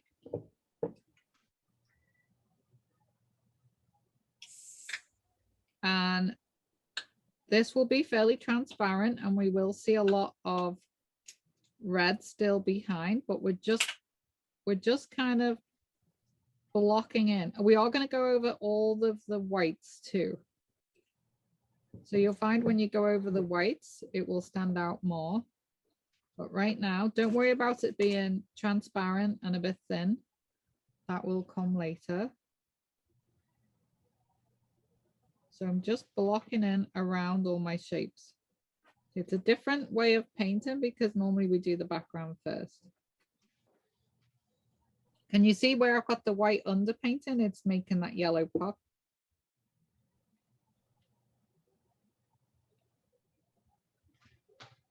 So this is a good example of why if you are trying to put yellow on a painting, you need to do an underpainting first. a white undercoat. But we're using this to our advantage so we get different tones. So I'm just blocking in all my water to start with.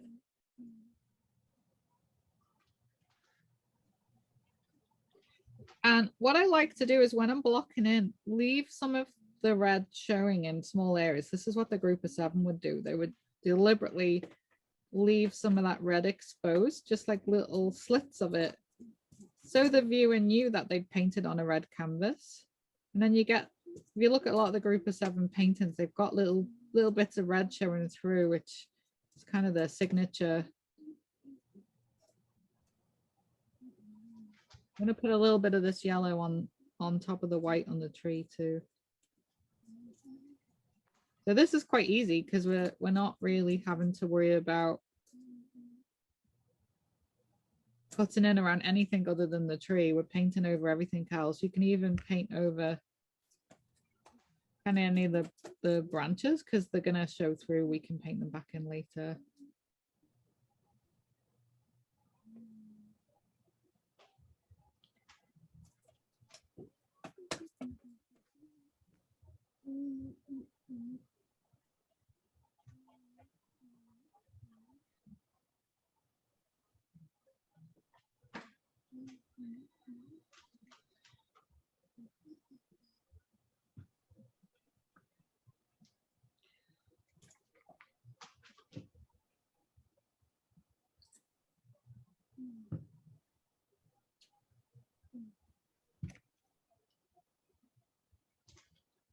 So this is layer 1. Don't worry if it's really transparent.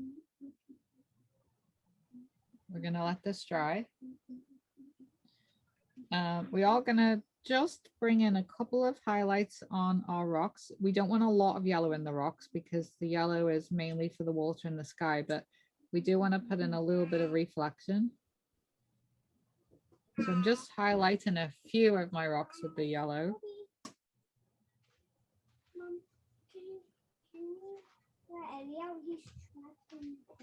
Where's he trapped? Go pick him up.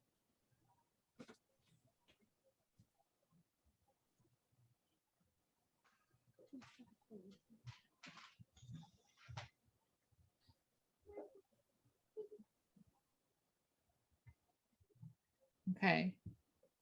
And we're going to do the same thing with the sky. We're literally going to paint over everything other than the tree,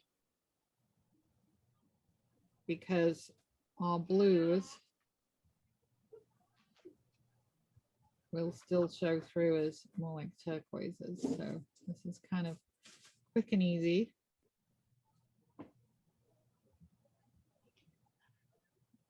Oh dear.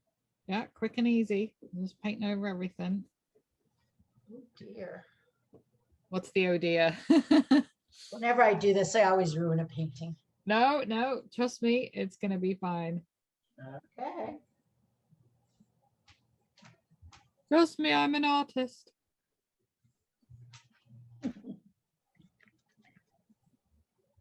You're doing like a wash. Well, no, I'm actually going over it with pure paint out of the... It's just a cadmium yellow is naturally quite transparent, so I'm going over everything. It's just paint straight from the tube. So you're not putting your brush in the water at all, are you, Julie? I've not used any water whatsoever. I'm using Winsor Newton paint. And I'm just start by cutting in around my tree. I will add some white to it soon, but right now I'm just putting in like an underpainting of my yellow.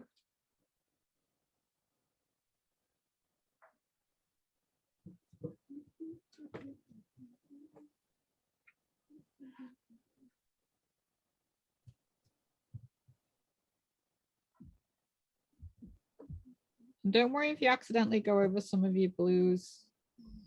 We're just filling in sections right now, and we can do all the finer detail later. But it is a fairly abstract-y painting as well. Are you doing all the sky or just the? All of the sky, yeah, all of the sky. All of it.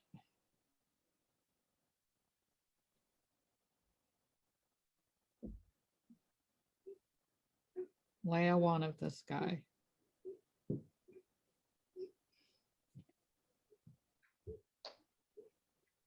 So I'm not worrying about it being neat and tidy. Just blocking in shapes. Don't like it. You want to try the chocolate one instead? No? You okay? I'm gonna go get a banana. Why don't you go get an apple or a banana?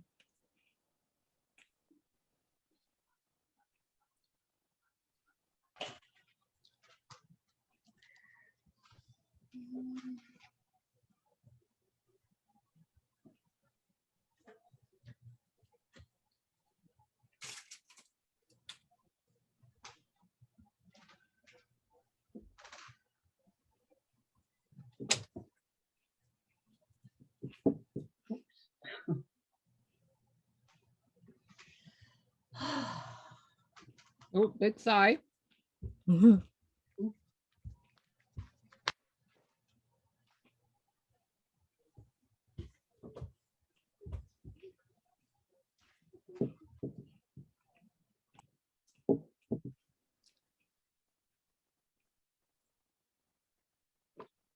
Julie, could you just give me one tip about the branches? Yep. I just did a zigzag. Yep, I'm gonna do a little drawing for you.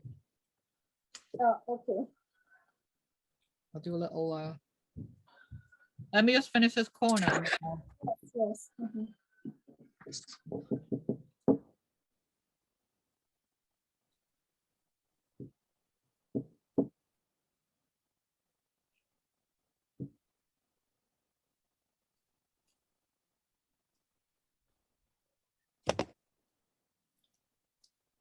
Okay. I'll do a little drawing for you. So imagine you've drawn your canvas as well. Just lean on something. Okay. So you've drawn your tree like this, and you've got your rocks. So this is what you've drawn so far, right? Yes, uh-huh. So what you're going to do is start at the top and just with watered down paint, do this. I did that part already. Okay. If you can see. Perfect. Can you see? Yeah. Yeah. Okay. Perfect. So we're going to use those as guides. So I'm just going to show you with a chunky Sharpie. Pretend this is a paintbrush loaded with paint. Okay. Okay. So now just take any branch. So we've got those lines that are going to help us. And we're going to start by turning that into a little shape. So let's kind of do something like this. You follow in the line you made and you just turn it into a little shape. And you could put like a little extra bit at the bottom like that. Those kind of jack pine shapes. Okay. Mm-hmm. So let's take another one. Again, following our zigzag. Let's follow that line. And then kind of just follow the lines. Let's make this into a little bit of a chunkier shape. So do I use a big brush to do this and a lot of paint or water down or? Start with, you can use thick paint straight away. Do what you feel comfortable with to get the shape. You can always start with the water down and then add the shadows in later. Okay. Mm-hmm. So we're just following all of those lines and you're just kind of making some chunky branches. More chunky. Okay. Mm-hmm. And then when you've done one side, start looking at the other side. So when you've done this side, you could say, okay, I'm going to make this one into, you know, a bit of a branch like that. And then maybe there needs to be, what we did originally was we went zigzag up the other way, but I think it got a little bit confusing for everybody. So what you could do is just take one of these and make it into like a little chunk, and then you could put like another chunk underneath. Does that make sense? Yes, yes, thank you, thanks. It's handy having this. Mm. I bought this king side Sharpie. I'm like, where have you been all my life? Thank you.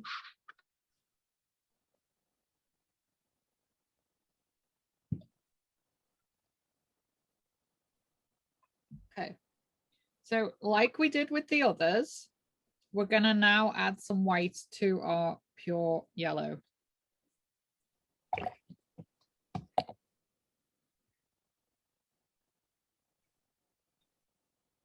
So let's get some of our pure yellow, add some white to it.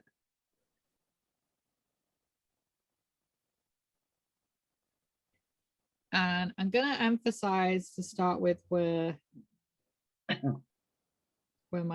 wanted my clouds to be.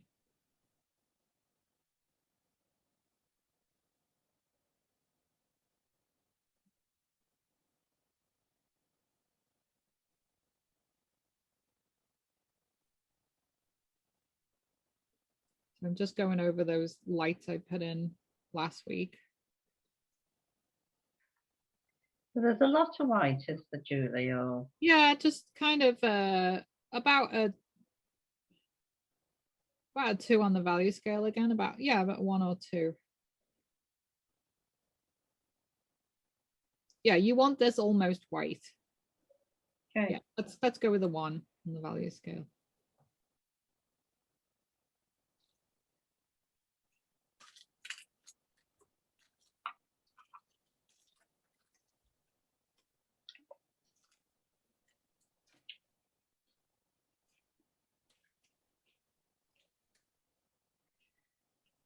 But I'm not being very neat and tidy about it. I'm just kind of splodging it on.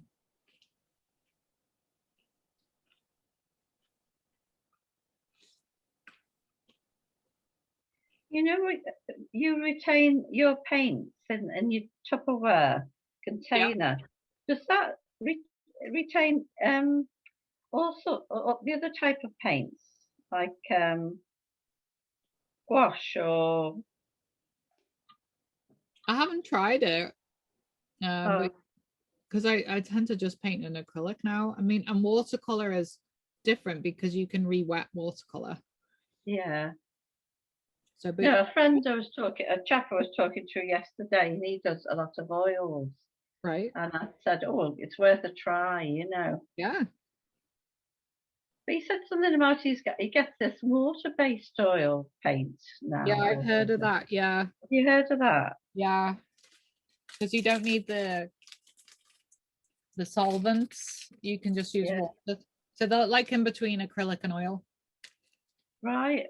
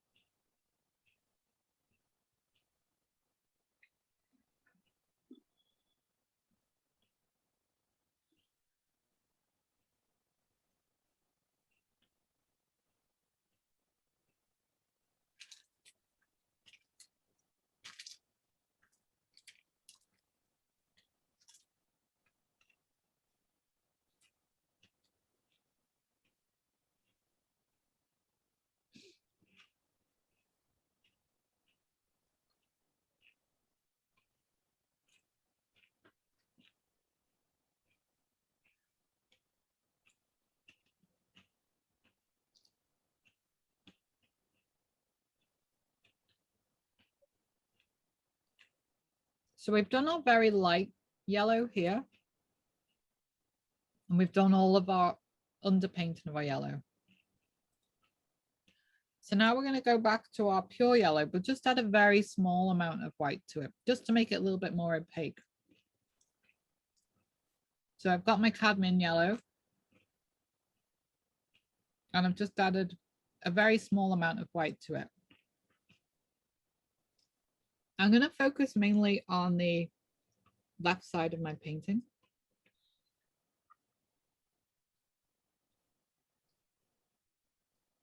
So I'm putting a second layer on top of that pure yellow.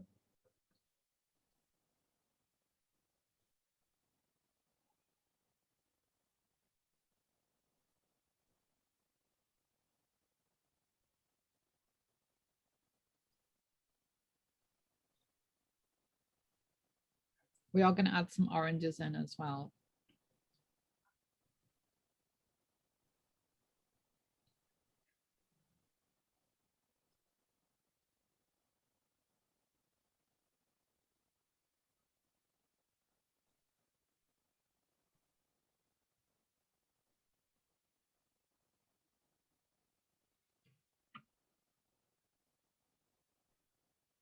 Don't forget to add a little bit of white to this just to make it a little bit more opaque.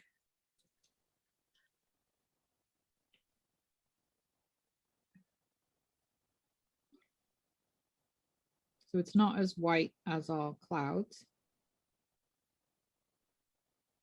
Julie, are you adding any blue in there? Because I'm seeing green. Nope, it's just, must just be the camera, yeah. Okay, thanks. Definitely no blue.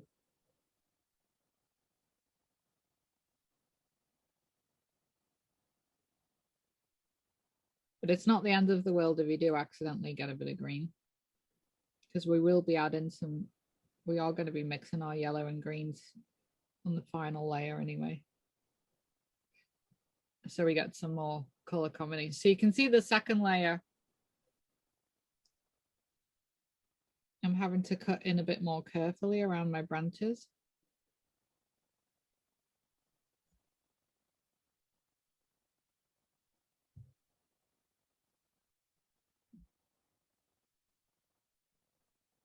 Is anybody not using the primary colors? Has anybody chosen a different color scheme? No. Is everybody doing the same one as Yeah. me? It'll be mixing them and getting the right amount. You I know, know.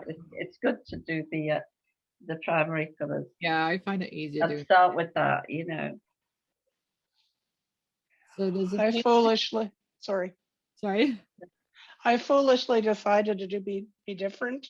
Okay. And I'm doing orange, purple, and green. Oh my goodness. And now I'm wishing I hadn't. There's a painting on my YouTube channel, which I've labeled Appreciation of Lauren Harris. And I based this painting on that painting, although it's a very different composition. But I kind of based his color scheme on this painting. So you could watch that one. I only uploaded it on yesterday. So if you look for the most recent uploads on my YouTube channel, which is Artfully You, you'll see the painting. I might play you a little excerpt of it. That's the right word. At the end of this class. Okay, so I'm gonna let some of that thinner yellow still show through. I'm blocking off mainly the left side because I'm going to put some oranges in on this right hand side at some point.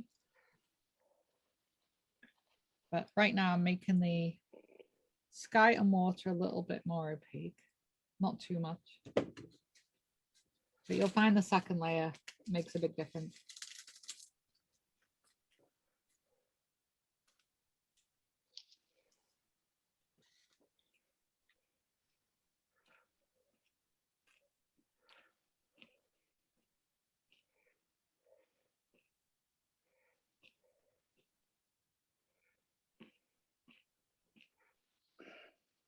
I love looking at the group of 7 paintings, how they cut in around the red. I like how they left like a little bit of red showing. Like Tom Thompson left a lot of his red showing.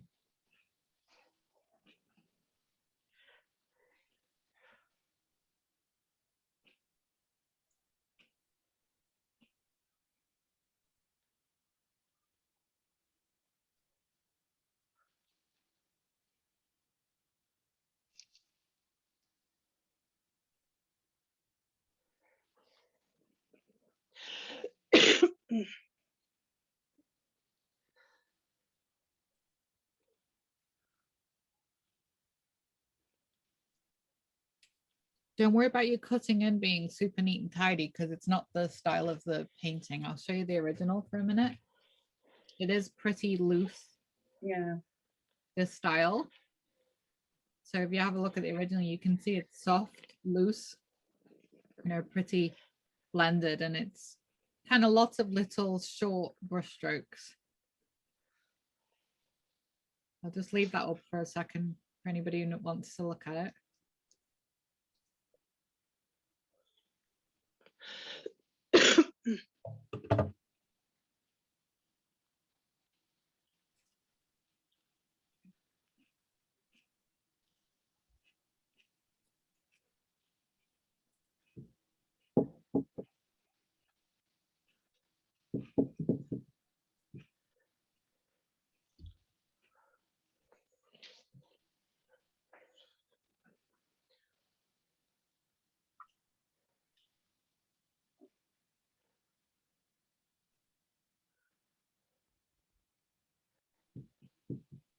How do you find this style?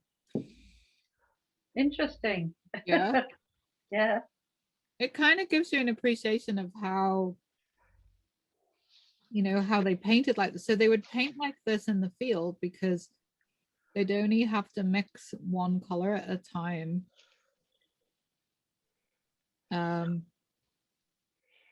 Because they'd be, you know, trekking through the wilderness. Yeah. With all their supplies, and you know, they didn't want to get out all of the paint in one go.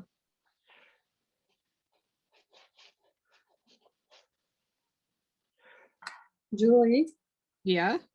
I've done the black on my tree. I'm not that happy with it.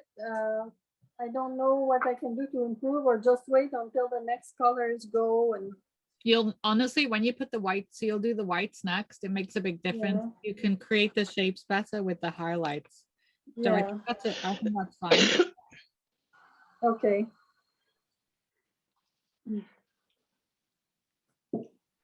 Okay, this is really coming now.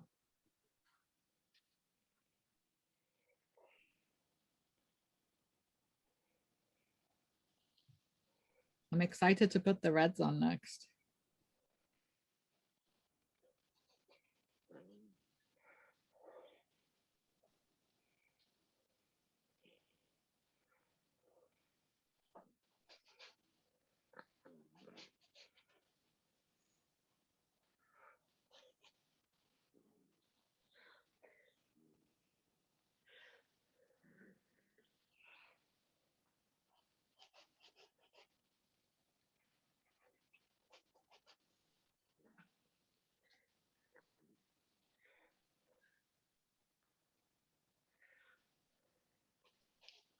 So I did my camping trip.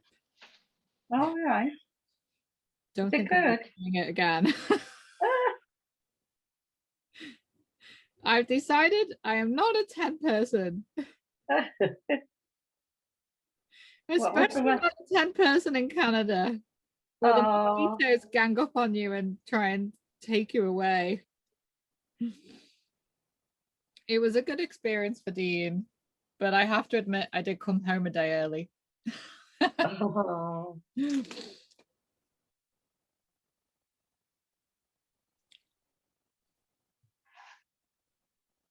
I now appreciate how much work it was for my mum and dad when they took us camping. Yeah. We used to go to the Lake District a lot, you know, Yeah. and Scotland. That Yeah, was quite my well. parents took us all over, but Yeah. okay, so we are, whenever, I'm not rushing ahead, I'm just telling you what the next step is. Cadmium red. Next. Do you see how I've got lots of this red still bleeding through from my underpaint? And that's what I want. I want lots of red still showing through. So cadmium red.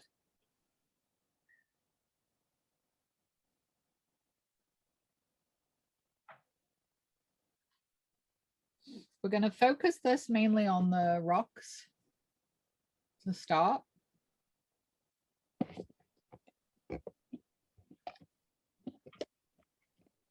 And we're going to do a little bit of blending with our yellow too. So let's focus on any gaps that you have in the rocks. Let's put this red in. Nice bright red.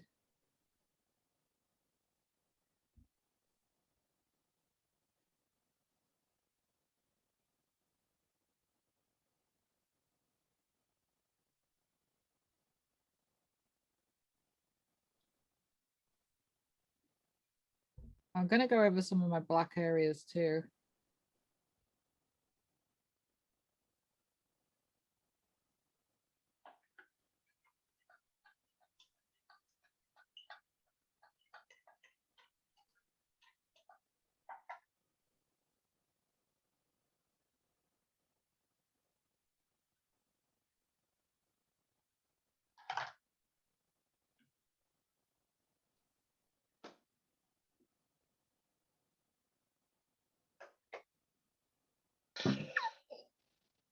I'm going over a lot of my black areas. This red.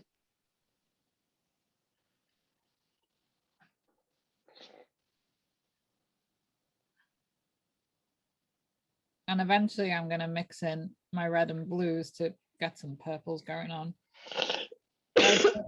Julie, Yeah. Julie, I'm just busy washing brushes because I run out. So after the reds, can we take a 2-second break so I can get caught up?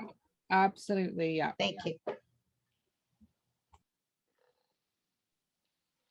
We need to take a break anyway because we need a little bit of drying time.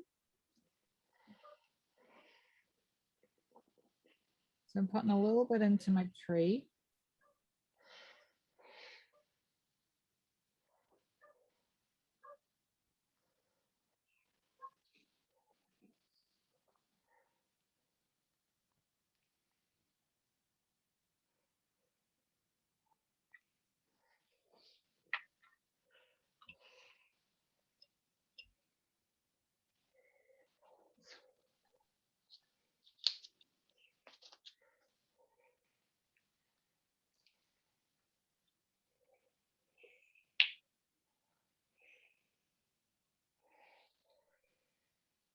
Yours seems to be sort of like an orangey red.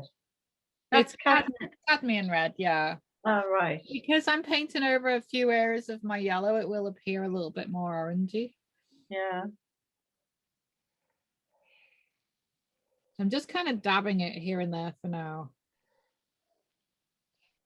Just a few secondary colors by mixing our 3 primaries. So I'm going to be starting with some light oranges. So I'm going to get my cadmium yellow and just add a touch of orange red to it, just a touch.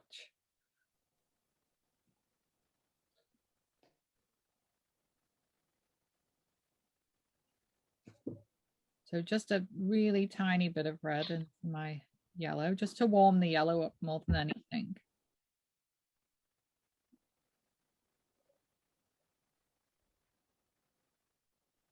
I might add a little bit of white to make it a little bit opaque. It's basically just a slightly warmed up yellow. It's not really an orange as such. And I'm going to focus this more orangey yellow on the away from where the light source is. So under the tree.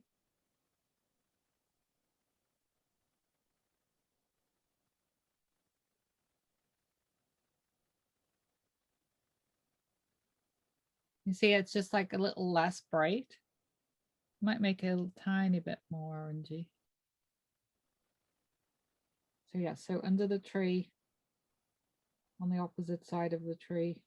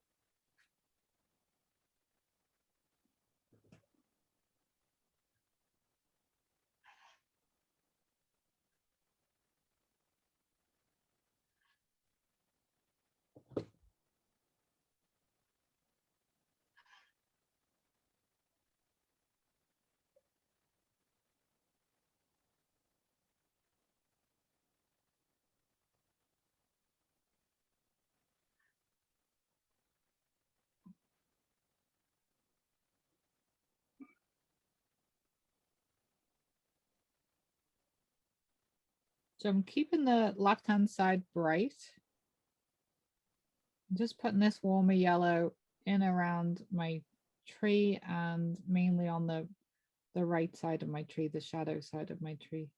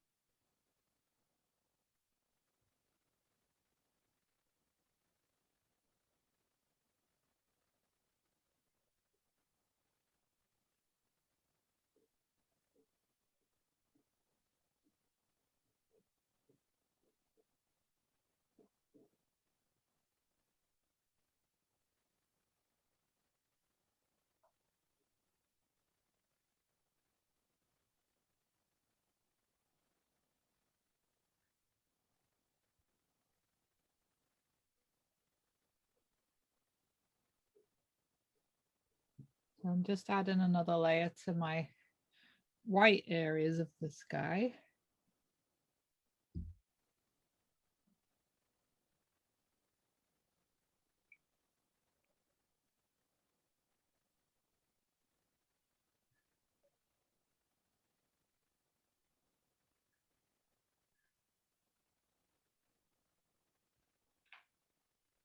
Is that just pure white? It's, yeah, it's white with a little bit of yellow in it.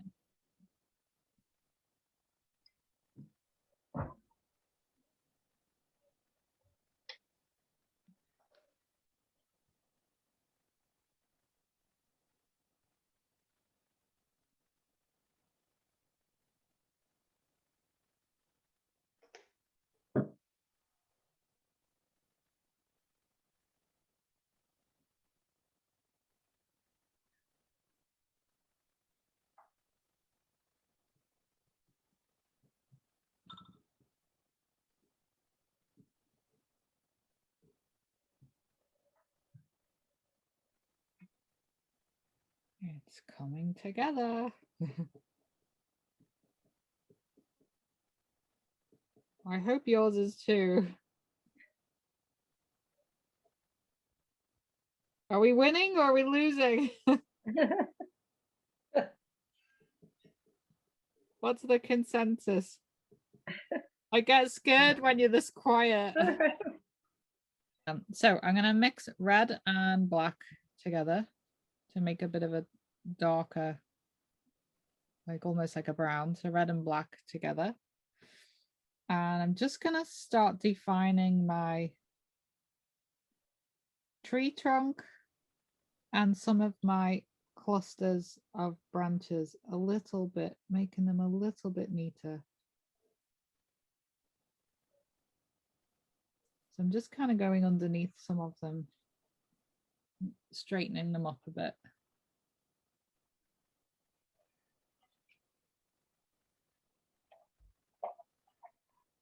So what colours were you mixing? Just red and black. Red and black. And I'm just mainly concentrating underneath and just neatening things up a little bit.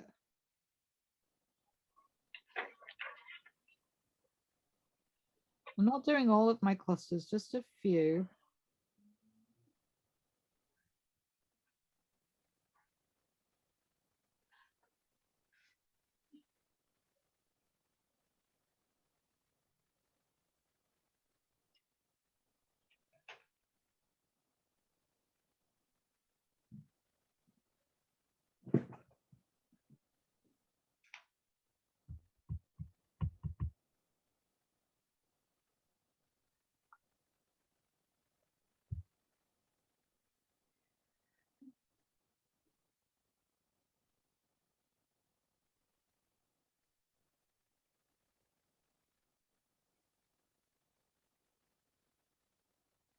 So wherever you have still some shadows showing, we're just kind of neatening up the bottom of those.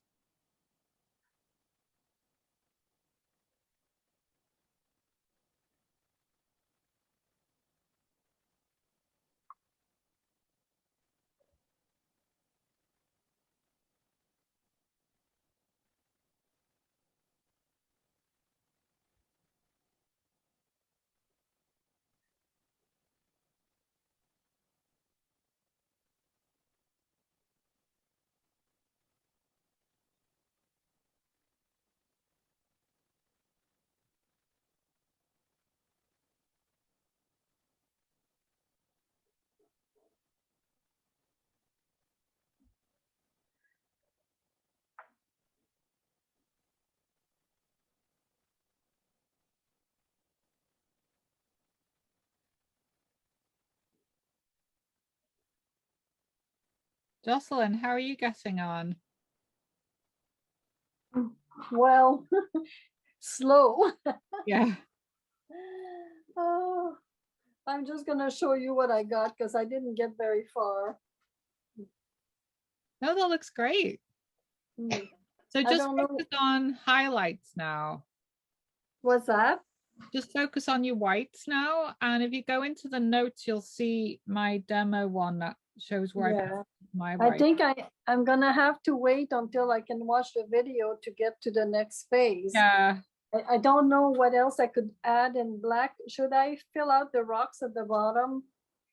I would put in some of the shadows and the rocks. Yeah. Okay, all right.